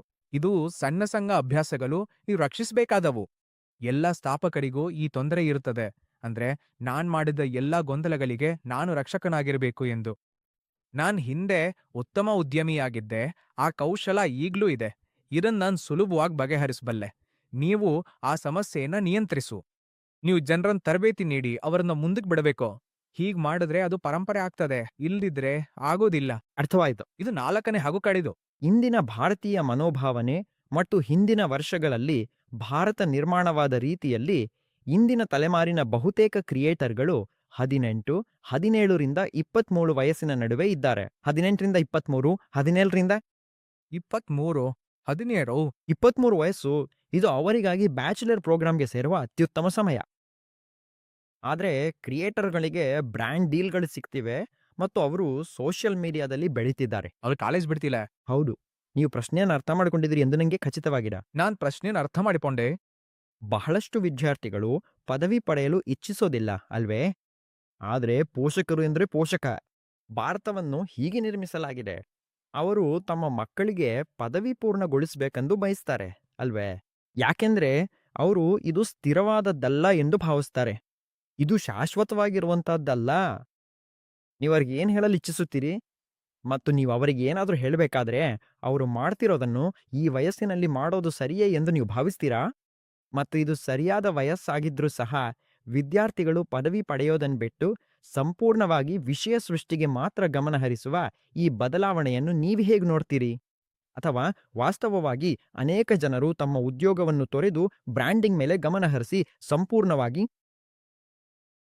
ಭಾರತದಲ್ಲಿ ಈ ನಿರ್ದಿಷ್ಟ ಕ್ಷೇತ್ರದ ಸುತ್ತಲೂ ಸೇವೆಯನ್ನ ನಿರ್ಮಿಸಲು ಪ್ರಯತ್ನಿಸುತ್ತಿದ್ದಾರೆ. ಹಾಗಾದ್ರೆ ನಾನಿದನ್ನು ಸ್ಪಷ್ಟವಾಗಿ ಸಂಪೂರ್ಣ ಜವಾಬ್ದಾರಿಯೊಂದಿಗೆ ವಿವರಿಸ್ತೇನೆ. ಈ ವಿಷಯದಲ್ಲಿ ನಾನ್ ತುಂಬಾ ಖಚಿತವಾಗಿದ್ದೇನೆ. ನಾನ್ ಭಾವಿಸೋದಿಲ್ಲ ನಾವು ಈಗ ಮಧ್ಯಮ ಮಟ್ಟದವರಿಗೂ ಅವಕಾಶ ಇರುವ ಅದ್ಭುತ ಯುಗವನ್ನ ಅನುಭವಿಸುತ್ತಿದ್ದೇವೆ ಎಂದು. ಈ ವಿಭಜನೆ ಇನ್ನೂ ದೊಡ್ಡದಾದಿಲ್ಲ. ಅದರರ್ಥ ಏನು ಎಂದರೆ, ಮತ್ತೊಮ್ಮೆ ಅದೇ ವಿಷಯ. ನೀವು ಕಚೇರಿಯಿಂದ ಮನೆಗೆ ಬಂದು 2 ಗಂಟೆ ಸಮಯ ಇದೆ ಎಂದು ಊಹಿಸೋಣ. ನೀವು ನಿಮ್ ಫೋನ್ ತೆರೀತಿ. ಆ 2 ಗಂಟೆಗಳ ಸಮಯದಲ್ಲಿ ನೀವು ಹಿಂದಿನಂತೆ 3 ಜನ ಕ್ರಿಯೇಟರ್ಗಳ ವಿಷಯವನ್ನ ನೋಡ್ತಿದ್ದೀರಿ ಎಂದು ಊಹಿಸೋಣ. ಈಗ ಆಲ್ಗೊರಿದಮ್ ನಿಮ್ಗೆ ಒತ್ತಾಯವಾಗಿ 20 ಜನ ಕ್ರಿಯೇಟರ್ಗಳ ವಿಷಯವನ್ನ ನೋಡಿಸ್ತಿದೆ. ಅಂದ್ರೆ ನೀವು ಕ್ರಿಯೇಟರ್ಗಳ ಬಗ್ಗೆ ಹೊಂದಿದ್ದ ನಿಷ್ಠೆ, ಗೌರವ ಅಥವಾ ನೆನಪಿನ ಮೌಲ್ಯ ಈಗಾಗಲೇ ಕಡಿಮೆ ಆಗಿದೆ. ಮತ್ತು ನಿಮ್ಮ ಸ್ವಂತವಾಗಿ ವಿಷಯ ಸೃಷ್ಟಿ ಪ್ರಾರಂಭಿಸುವ ಸಾಧ್ಯತೆ ಕೂಡ. ನಿಮ್ದೇ ಆದ ವಿಷಯ ಸೃಷ್ಟಿ ಪ್ರಾರಂಭಿಸುವ ಸಾಧ್ಯತೆ ಕೂಡ ಹೌದು. ನಿಮ್ದೇ ಆದ ವಿಷಯ ಸೃಷ್ಟಿ ಪ್ರಾರಂಭಿಸುವ ಸಾಧ್ಯತೆ ಕೂಡ ಕಡಿಮೆ ಆಗುತ್ತೆ. ಇದು ಮುಂದುವರೆದು ಇನ್ನೂ ದೊಡ್ಡದಾಗತ್ತಾ ಹೋಗ್ತದೆ. ಹಾಗಾದ್ರೆ ನಿಮಗೆ ಸಮಯದ ಕೊರತೆ ಇದ್ದಾಗ ನೀವು ಏನು ಮಾಡುತ್ತೀರಿ ಎಂದರೆ, ಅಯ್ಯೋ ಇಲ್ಲಿ ತುಂಬಾ ಕ್ರಿಯೇಟರ್ಗಳಿದ್ದಾರೆ ಎಂದು ಹೇಳುತ್ತೀರಿ. ನಾನು ಹಿನ್ನೆಲೆ ಇರೋ ಕ್ರಿಯೇಟರ್ಗಳನ್ನ ಮಾತ್ರ ಅನುಸರಿಸ್ತೀನಿ. ಯಾವುದೇ ಯಾದೃಚ್ಛಿಕ ಕ್ರಿಯೇಟರ್ ಏನ್ ಮಾಡಿದ್ರು ನಾನು ಅವನ್ನ ಅನುಸರಿಸೋ ನಿರ್ಧಾರ ತೆಗೆದುಕೊಳ್ಳಲು ಸಾಧ್ಯವಿಲ್ಲ. ಹಾಗಾದ್ರೆ ಏನಾಗ್ತದೆ? ಆ ವಿಭಜನೆ ಮತ್ತಷ್ಟು ಅಗಲವಾಗ್ತಲೆ. ನಾವು ನಿಮಗ್ ನೀಡಿದ ಉದಾಹರಣೆಯಂತೆ ಎಲ್ಲಾ ವೈದ್ಯರು ವಿಷಯ ಸೃಷ್ಟಿ ಪ್ರಾರಂಭಿಸಿದ್ರೆ ಅವರು ಸಂಪೂರ್ಣ ಆರೋಗ್ಯ ಕ್ರಿಯೇಟರ್ ಆರ್ಥಿಕತೆಯನ್ನು ಅಳಿಸ್ಬಿಡ್ತಾರೆ. ಖಚಿತವಾಗಿಯೂ ಹುದ್ದೆ ಇಲ್ವಾ? ವೈದ್ಯರು ವಿಷಯ ಸೃಷ್ಟಿಸ್ತಿದ್ದಾರೆ. ವಿಷಯವನ್ನೇ ಬಯೋಟೆಕ್, ಕ್ರೀಡೆ, ವಿಜ್ಞಾನ, ಜನರು ಇತ್ಯಾದಿಗಳಿಗೂ ಅನ್ವಯಿಸುತ್ತೆ. ಈಗ ಪದವಿಗಳನ್ನ ಬಿಸಾಡುವುದು ಅತ್ಯಂತ ಮೂರ್ಖತನವಾಗಿದೆ. ವಿಷಯ ಸೃಷ್ಟಿಗೆ ಸಂಬಂಧಿಸಿದ್ದಂತೆ ನನ್ನ ಅಭಿಪ್ರಾಯ ಇದು ಪದವಿಗಳ ಬಗ್ಗೆ ಅಲ್ಲ. ಅಂದ್ರೆ ನೀವು ಪದವಿನ ಬಿಟ್ಟು ಕೋಹೋರ್ಟ್ ಸೇರಿದ್ರೂ ಸರಿ, ಪ್ರಮಾಣ ಪತ್ರ ಪಡೆದ್ರೂ ಸರಿ, ಸ್ಟಾರ್ಟ್ಅಪ್ಗೆ ಸೇರಿದ್ರೂ ಸರಿ. ಅದು ಯಾಕೆ ಅಗತ್ಯವೋ ಎಂಬುದೇ ಪ್ರಶ್ನೆ. ವಿಷಯ ಸೃಷ್ಟಿ ಅಂದ್ರೆ ನಿಮ್ಮ ದೃಷ್ಟಿಕೋನವನ್ನ ಹೊಂದಿದ್ದು ಅದನ್ನು ಜಗತ್ತಿಗೆ ಹೇಳುವುದು.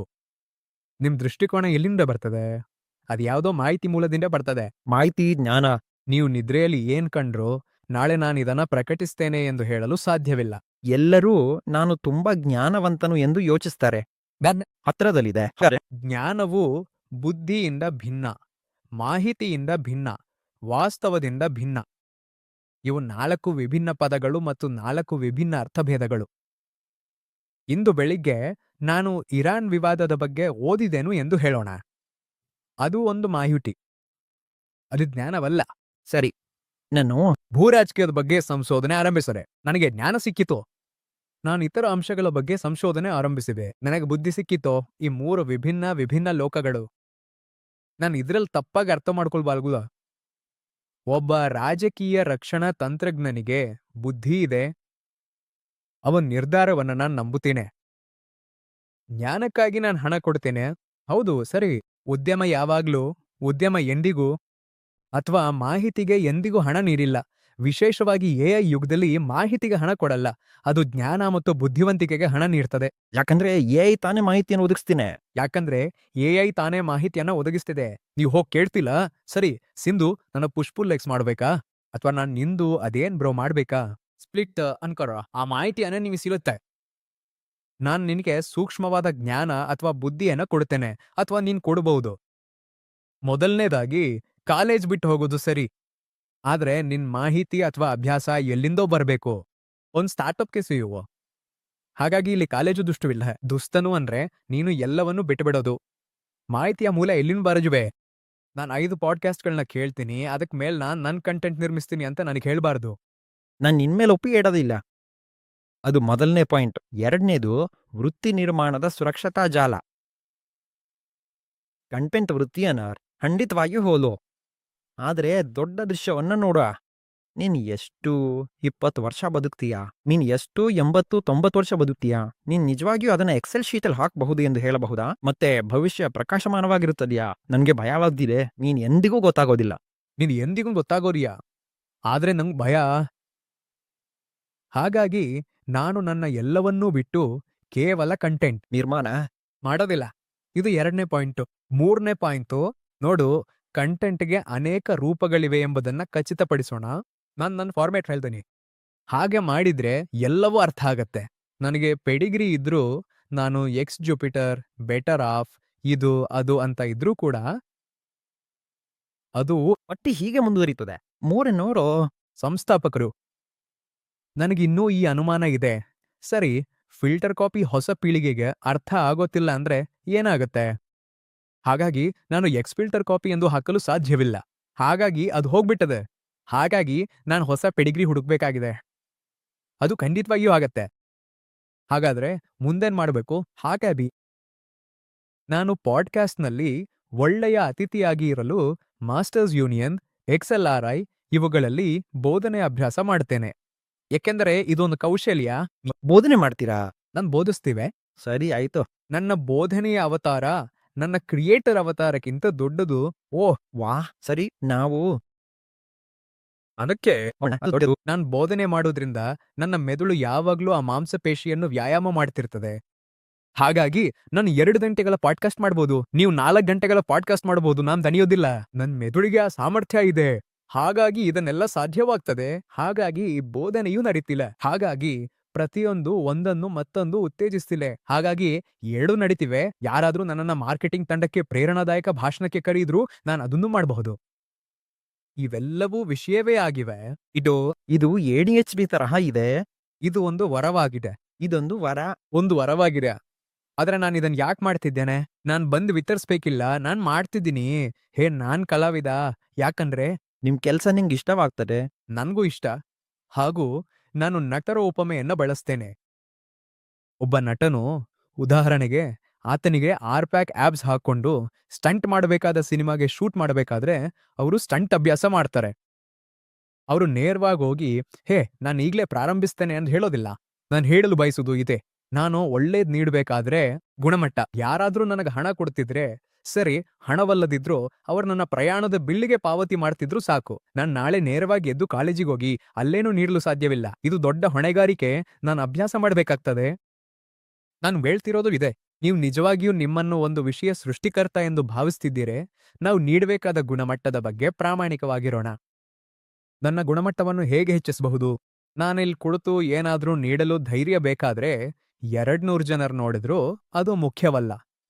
ನಾನ್ ನಿಮಗ್ ನೀಡ್ತಿರುವ ಮಾಹಿತಿಯ ಬಗ್ಗೆ ತುಂಬಾ ಖಚಿತವಾಗಿರ್ಬೇಕು. ಚೆನ್ನಾಗ್ ತಿಳಿದಿರೋದು, ಚೆನ್ನಾಗ್ ಪರಿಶೀಲಿಸಿರೋದು. ಚೆನ್ನಾಗ್ ಪರಿಶೀಲಿಸಿರೋದು, ಚೆನ್ನಾಗ್ ತಿಳಿದಿರೋದು, ಯಾರೂ ಕೂಡ ಕಾಮೆಂಟ್ ಮಾಡ್ಲಾಗದು ಏನ್ ಬೇಜಾರ್ ಮಾತು ಹೇಳಲಾಗಿದೆ ಎಂದು. ಅದು ಅಂದ್ರೆ ನನಗೆ ಹೆಚ್ಚು ಆಸಕ್ತಿ ಇರೋದು ಕ್ವೈರ. ಸರಿಯಾಗಿದೆ, ಅದು ನಿಖರವಾಗಿದೆ.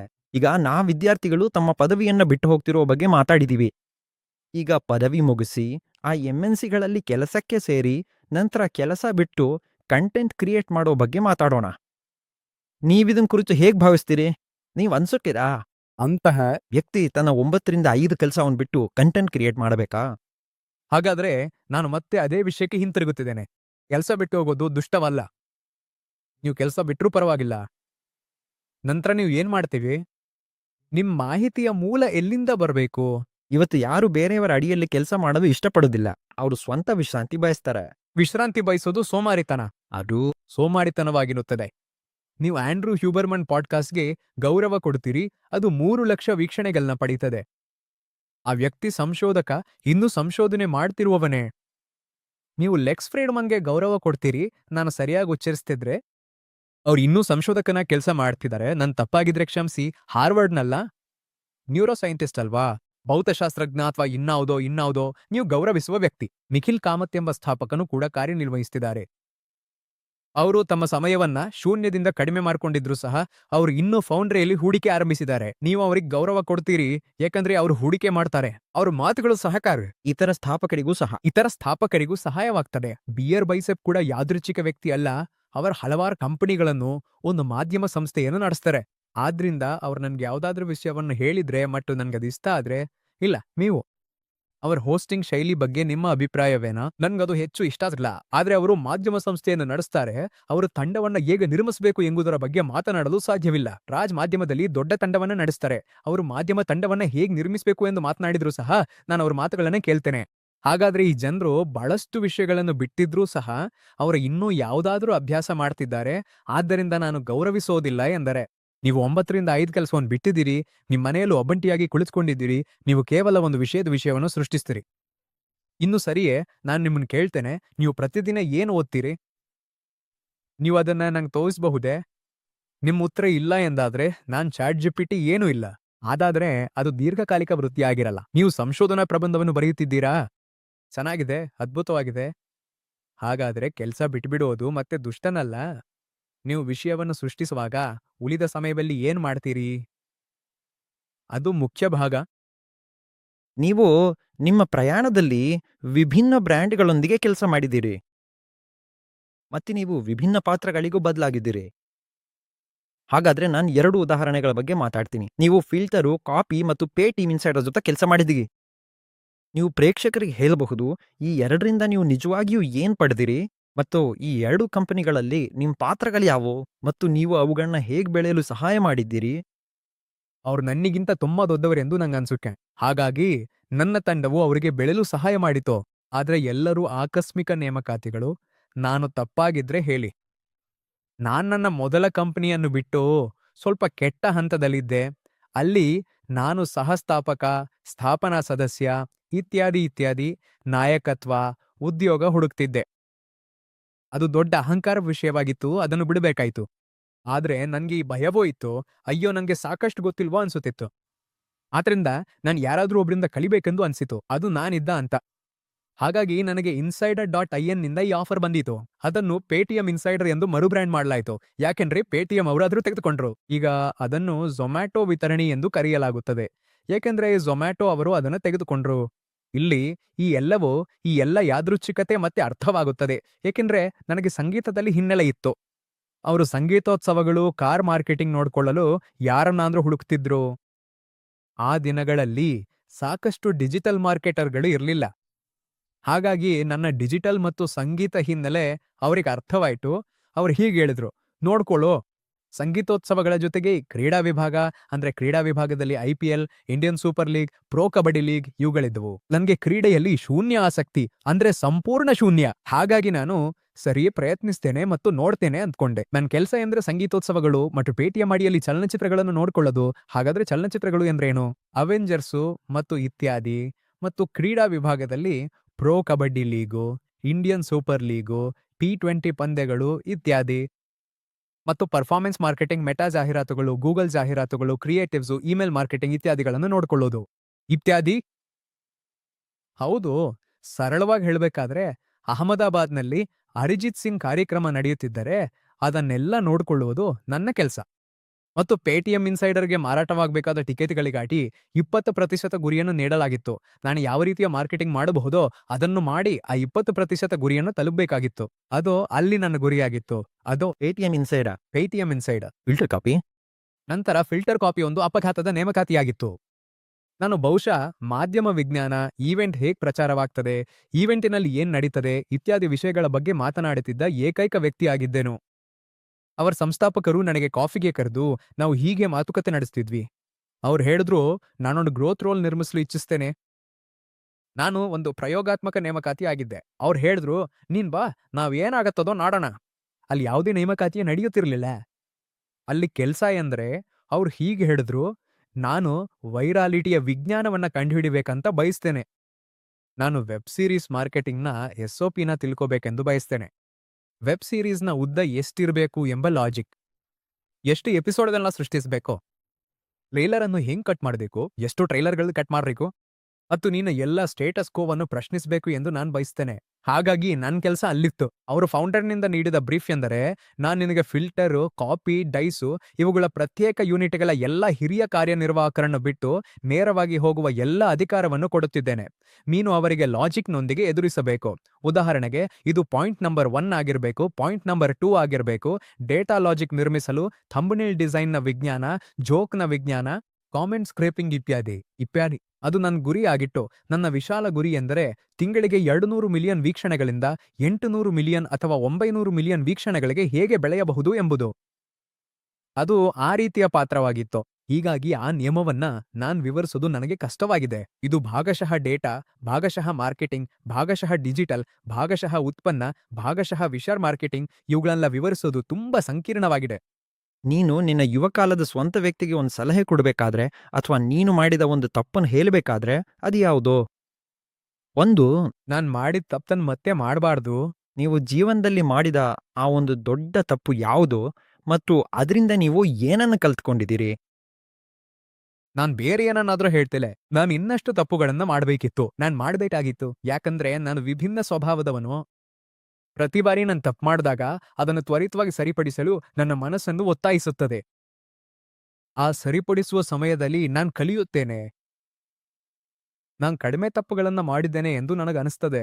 ನಾನು ಇನ್ನಷ್ಟು ತಪ್ಪುಗಳನ್ನ ಮಾಡಬೇಕಿತ್ತು. ಉದಾಹರಣೆ, ನನ್ನ ಬಾಸ್ ಜೊತೆ ಜಗಳ ಮಾಡೋದು ಉದಾಹರಣೆಗೆ ಅದು ತಪ್ಪು ಎಂದು ಹೇಳೋಣ. ಆ ಸಮಯದಲ್ಲಿ ನೀನು ಅರಿತುಕೊಳ್ತೀಯ, ಹೇಗ್ ಮಾತಾಡಬೇಕು, ಹೇಗ್ ವರ್ತಿಸಬೇಕು ಎಂಬುದನ್ನು ತಿಳಿದುಕೊಳ್ತೀಯ. ಅದು ನಿನಗೆ ಸಂಬಂಧಿಸಿದೆ ಫಲದು. ನಾನು ಹೆಚ್ಚು ಜಗಳ ಮಾಡಬೇಕಿತ್ತು. ಇನ್ನಷ್ಟು ಯಾದೃಚ್ಛಿಕ ನಿರ್ಧಾರಗಳನ್ನ, ಇನ್ನಷ್ಟು ಧೈರ್ಯವಾದ ನಿರ್ಧಾರಗಳನ್ನ ತೆಗೆದುಕೋಬೇಕಿತ್ತು. ಆದ್ರಿಂದ ನಾನು ಜೆನ್ಜಿಗಳನ್ನ ಇಷ್ಟಪಡ್ತೇನೆ. ಅವ್ರು ತ್ವರಿತವಾಗಿ ನಿರ್ಧಾರ ತಗೊಂತಾರೆ. ಧೈರ್ಯವಾಗಿರ್ಲಿ, ಇರ್ದಿರ್ಲಿ ನಂಗೆ ಪರವಾಗಿಲ್ಲ. ಆದ್ರೆ ಅವರು ನಿರ್ಧಾರವನ್ನ ತ್ವರಿತವಾಗಿ ತೆಗೆದುಕೊಳ್ಳಲಾಡಿತ್ತೆ. ಮತ್ತದು ವೇಗವಾಗಿದೆ. ಹೌದು. ಹೌದು, ನಾನು ಅಂಥದ್ದು. ನೀನು ನಿನ್ನ ನಿರ್ಧಾರವನ್ನು ಗೊಂದಲಪಡಿಸಬಾರದು ಮತ್ತು ಅದನ್ನ ಮಹಿಮೆ ಪಡಿಸಬಾರದು. ಹೇಗಂದ್ರೆ ನೀನು ಕುತೂಹಲದಿಂದಿರುವೆ ಎಂದು ಹೇಳ್ಕೊಳ್ಳೋದು ಮತ್ತು ಅದನ್ನ ಮಹಿಮೆ ಪಡಿಸೋದು. ಹೌದು, ನಾನ್ ಬೇರೆ ಯಾವುದನ್ನು ಹಿಡ್ಕೊಳ್ಳಲಾಗದು. ಅಲ್ಲಿ ತುಂಬಾ ಸೂಕ್ಷ್ಮವಾದ ರೇಖೆ ಇದೆ. ಸರಿ, ಹಾಗಾಗಿ ನೀನ್ ಮಾಡ್ಬೇಡ. ನಾನು ಇನ್ನೂ ವೇಗವಾಗಿ ನಿರ್ಧಾರ ತೆಗೆದುಕೊಳ್ಬೇಕಿತ್ತು. ನಿನ್ ಚಿಕ್ಕ ವಯಸ್ಸಿನ ನಿನಗೆ ನೀಡಬೇಕಾದ ಒಂದು ಸಲಹೆ ಏನು? ಹೆಚ್ಚು ಭಾವನಾತ್ಮಕವಾಗಿ ಲಭ್ಯವಿರು. ನಿನ್ನ ಭಾವನಾತ್ಮಕ ಬುದ್ಧಿಮತ್ತೆಯನ್ನ ಇಕ್ಯೂ ಹೆಚ್ಚಿಸು. ಏಕೆ? ನಾನ್ ತುಂಬಾ ತರ್ಕಬದ್ಧನಾಗಿದ್ದೆ. ಅದು ಆಗ್ಬಾರ್ದು. ಅದರಿಂದ ಆಗೋದೇನ್ರೆ ನೀನ್ ತಂಡವಾಗಿ ಚೆನ್ನಾಗಿ ಕಾರ್ಯನಿರ್ವಹಿಸಲು ಸಾಧ್ಯವಾಗದು. ನೀನೊಬ್ಬ ವ್ಯಕ್ತಿಯಾಗಿ ಚೆನ್ನಾಗಿ ಕಾರ್ಯನಿರ್ವಹಿಸಬಹುದು. ಆದ್ರೆ ತಂಡದಲ್ಲಲ್ಲ. ಸರಿ, ಅದು ನಿನ್ನ ದುರ್ಬಲತೆ. ಅದು ನನ್ನ ದುರ್ಬಲತೆಯೇ? ನಾನು ನನಗೆ ಇನ್ನೂ ಆ ದುರ್ಬಲತೆ ಕಡಿಮೆ ಇದೆ ಅನಿಸುತ್ತೆ. ಆದ್ರೆ ಇನ್ನೂ ಇದೆ. ಸರಿ. ಹೌದು, ಯಾಕಂದ್ರೆ ನೀನು ತ್ವರಿತ ನಿರ್ಧಾರಗಳನ್ನ ತೆಗೆದುಕೊಳ್ಳುವನು ಮತ್ತು ಅದು ಕಂಡ ಲೇಲು ನನಗೆ ಇಕ್ಯೂ ಕಡಿಮೆ, ಐಕ್ಯೂ ಹೆಚ್ಚಿದೆ. ಅದು ಒಂದು ದುರ್ಬಲತೆ. ನೀನು ತಂಡದಲ್ಲಿದ್ದಾಗ ನಿರ್ಧಾರಕ್ಕೆ ತಂಡದವರೊಂದಿಗೆ ಹೆಚ್ಚು ಚರ್ಚಿಸಬೇಕು. ತಂಡದ ಗತಿಯು ಬೇರೆ ರೀತಿ ಇರ್ತಗ. ತಂಡದ ಗತಿ ಅಂದ್ರೆ ಉದಾಹರಣೆಗೆ ನಾನು ಡಿಸೈನರ್ ಜೊತೆಗೆ ಕೆಲಸ ಮಾಡ್ತಿದ್ದೀನಿ ಮತ್ತು ನಾಳೆ ಒಂದು ಥಂಬ್ನೇಲ್ ಡೆಲಿವರ್ ಮಾಡ್ಬೇಕಿದೆ. ನಾನ್ ಹಿಡ್ಕೊಂಡ್ ನೋಡ್ಬೇಕು, ಅಯ್ಯೋ ನೀನ್ ಇಂದು ಸ್ವಲ್ಪ ಡೌನ್ ಆಗಿದ್ದೀಯಂತೆ. ಮತ್ತೊಂದ್ ಸಣ್ಣ ಉದಾಹರಣೆ ಅಂದ್ರೆ ಬಾಯಿ ಸ್ವಲ್ಪ ಚಹಾ ಕುಡಿಯೋಣ ಅನ್ನೋದು. ನಾನ್ ನಿನ್ಗೊಂದ್ ಮಸಾಲೆ ಚಹಾ ಕುಡ್ತಾ ಜೊತೆಗೆ ವಾಕ್ ಹೋಗೋದು. ಇದು ಎಲ್ಲವನ್ನು ಸರಿಪಡಿಸ್ಬೋದು. ಇದು ಇಕ್ಯೂ. ಇದಕ್ಕೆ ವಿರುದ್ಧವಾಗಿ ನಾನ್ ಬಂದು ನಿನ್ನ ನೋಡ್ತೇನೆ, ಹೇಳ್ತೇನೆ, ಓಕೆ ನೀನ್ ಇವತ್ತು ಒಳ್ಳೆ ದಿನದಲ್ಲಿಲ್ಲ ಎಂದು. ಹೇಳ್ತಾ ಏನಿದೆ? ಚಿತ್ರ ಎಲ್ಲಿ ಗಮನವಿಲ್ಲದೆ ಬರೀ ಕೆಲ್ಸದ ಆತುರ ನಿನ್ಗೆ. ಆ ಕೆಲಸ ಮುಗಿಬೇಕು. ತಂಡಗಳು ಈ ಕೆಲಸ ಮಾಡಬಾರ್ದು. ಆದ್ರೆ ನೀನ್ ಹೇಳಿದ್ದೆ ನೀನ್ ಭಾವನಾತ್ಮಕವಾಗಿ ಹೆಚ್ಚು ಲಭ್ಯವಿರಬೇಕಿತ್ತು ಎಂದು. ನಾನು ಹಾಗಿರ್ಬೇಕಿತ್ತು. ಆದ್ರೆ ಈಗ ನೀನ್ ಹಾಗಿದ್ಯಲ್ಲ. ಹೌದು, ನಾನೀಗ ಹಂಗಿದ್ದೀರಿ. ನಾನು ಒಳ್ಳೇದಿದ್ದೀನಿ. ಚೆನ್ನಾಗಿದ್ದೀನಿ, ಪರವಾಗಿಲ್ಲ. ಮುಂದೆ ನಿನಗೆ ಏನು ಕಾಯ್ತಿದೆ ಎಂದು ನೋಡ್ಬೇಕಾದ್ರೆ ನಿನಗೆ ಯಾವ್ದಾದ್ರೂ ಗುರಿ ಇದೆಯಾ ಅಥವಾ ನೀನ್ ಹೀಗೇನೆ ಇದೆಯಾ? ಇಲ್ಲ. ಈಗ ನಾವು ಎಐಯಲ್ಲಿದ್ದೇವೆ ಬ್ರೋ. ಈಗ ಯಾವ ಗುರಿಯನ್ನು ಇಟ್ಕೊಳ್ಳಲು ಸಾಧ್ಯವಿಲ್ಲ ಅನಿಸುತ್ತೆ. ಈಗ ನನ್ನ ಏಕೈಕ ಗುರಿ ಅಂದ್ರೆ ನಿನ್ನೆ ಏನಾಯ್ತೋ ಅದೇ. ನಾನಿಂದು ಅಪ್ಡೇಟ್ ಆಗಿರ್ಬೇಕು ಅಷ್ಟೇ. ಲ್ಯಾಡ್ ಕೋವರ್ಕ್ ಅನ್ನು ಲಾಂಚ್ ಮಾಡಿದೆ. ನಾನು ಈಗ್ಲೇ ಅಭ್ಯಾಸ ಮಾಡ್ತಿದ್ದೀನಿ. ಅದು ನನ್ನ ಏಕೈಕ ಗುರಿ. ನಾಳೆ ಕ್ಲಾಡ್ ಏನಾದ್ರೂ ಹೊಸದನ್ನ ಲಾಂಚ್ ಮಾಡಿದ್ರೆ ನಾನು ಇರಬೇಕು. ನಾನ್ ಗುರಿ ಇಡೋದಿಲ್ಲ. ಸಾಧ್ಯವಿಲ್ಲ. ಈ ಸಮಯದಲ್ಲಿ ಯಾರು ಏನನ್ನು ಊಹಿಸಲು ಸಾಧ್ಯವಿಲ್ಲ. ಕೆಲ್ಸಗಳಾದ್ರೂ ಇರ್ಲಿ, ನಾನು ಅನುಮಾನಿಸ್ತೇನೆ. ಯಾರಾದ್ರೂ ಯಾವ ಉದ್ಯೋಗವಾದ್ರೂ ನನ್ನ ಅಭಿಪ್ರಾಯದಲ್ಲಿ ಉದ್ಯೋಗ ಕೋಚ್ ಮತ್ತು ಉದ್ಯೋಗ ಸಲಹೆಗಾರರು ಅವರು ತಾವು ಹೊಂದಿಕೋಬೇಕು. ಅಥವಾ ಸಲಹೆ ನೀಡುವುದು, ಸರಿ ನೀನು 5 ವರ್ಷದ ಯೋಜನೆ ಇಟ್ಕೋಬೇಕು ಎಂದು. ಅಯ್ಯೋ ದೇವ್ರೇ, ಬೇಡ. ನೀನು 5 ವರ್ಷದ ಯೋಜನೆ ಇಟ್ಕೋಬಾರ್ದು. ನೀನು 6 ತಿಂಗಳ ಗುರಿಯನ್ನು ನಿಶ್ಚಿತವಾಗಿ ಸಾಧಿಸಬೇಕು. ನೀನು ಮಾಡಿದ ತಪ್ಪುಗಳ ಆಧಾರದ ಮೇಲೆ ನೀನು ತಪ್ಪುಗಳ ಬಗ್ಗೆ ಮಾತಾಡಿದ್ಯಲ್ಲ. ಇಂದು ನೀನು ಕ್ರಿಯೇಟರ್ ಚಾನಲ್ ಆರಂಭಿಸಬೇಕಾದ್ರೆ ಯಾವ ಚಾನಲ್ ಅಥವಾ ಯಾವ ನಿಶ್ ಅನ್ನು ನೀನು ಆಯ್ಕೆ ಮಾಡಿ ಮುಂದುವರಿಯುತ್ತೀಯಾ? ಹೊಸ ಚಂಗುಲ್ ನಾನೀಗ ಮಾಡ್ತಿಲ್ಲ. ಹೌದಾ? ಅದು ನೀನು ಬಹಳ ಸಾಧ್ಯತೆ ಇದೆ ಎಂದು ಭಾವಿಸುವ ಚಾನಲ್. ನಾನು ಇನ್ಸ್ಟಾಗ್ರಾಮ್ನಲ್ಲಿ ಎಲ್ಲ ಜಾಹೀರಾತುಗಳು, ಸಿನಿಮಾಗಳು, ಹಾಡುಗಳು, ಕೆಎಂ ಮಾರ್ಕೆಟಿಂಗು ಎಲ್ಲವನ್ನೂ ವಿಮರ್ಶೆ ಮಾಡ್ತೇನೆ. ಅವು ಹೇಗ್ ಮಾಡ್ಲಾಗುತ್ತವೆ ಎಂಬುದನ್ನು ವಿಶ್ಲೇಷಿಸುತ್ತೇನೆ ಎಂದು ನಾನು ಅನ್ಸುತ್ತಿದೆ. ಹಾಗಾದ್ರೆ ಉದಾಹರಣೆಗೆ ದುರಂಧರ್ ಸಿನಿಮಾ ಬಿಡುಗಡೆ ಆದೆ ಅಂತ ಅನ್ಕೊಳ್ಳೋಣ. ನಾನು ಎಷ್ಟು ವಿಷಯಗಳನ್ನು ವಿಶ್ಲೇಷಿಸಬಹುದು ಎಂದು ನೋಡ್ತೇನೆ. ಟ್ರೇಲರ್ ಉದ್ದ, ಥಂಬ್ನೇಲ್, ಮಾರ್ಕೆಟಿಂಗ್ ಚಟುವಟಿಕೆಗಳು ಯಾವುವು, ಯಾವ ಏಜೆನ್ಸಿ ಇದನ್ನು ಹಮ್ಮಿಕೊಂಡಿದೆ, ಸರಿ ಇಲ್ಲ. ಯಾರೂ ಇದರ ಬಗ್ಗೆ ಹೇಳ್ತಿಲ್ಲ. ಇದಿಷ್ಟನಾ? 100% ಹೋಗ್ಬೇಕಾ? ಮೊದಲನೇದಾಗಿ ಯಾವಾಗ್ಲೂ ನೆನಪಿನಲ್ಲಿಟ್ಕೊಳ್ಳಿ, ಈ ಜಗತ್ತಿಗೆ ಸಂಗೀತ ಅತ್ಯಂತ ಪ್ರಿಯವಾದ್ರೆ ಅಲ್ಲಿ ಏನಾದ್ರೂ ವಿಶೇಷತೆ ಇರುವುದು ಖಂಡಿತವಾಗಿಯೂ ನಿಜ. ನೀವು ಅದಕ್ಕೆ ಜ್ಞಾನದ ಲೇಪನ ನೀಡಿದ್ರೆ ಅದು ನಡೀತದೆ. ಬರೀ ಜ್ಞಾನವನ್ನು ಯಾರೂ ಇಷ್ಟಪಡೋದಿಲ್ಲ.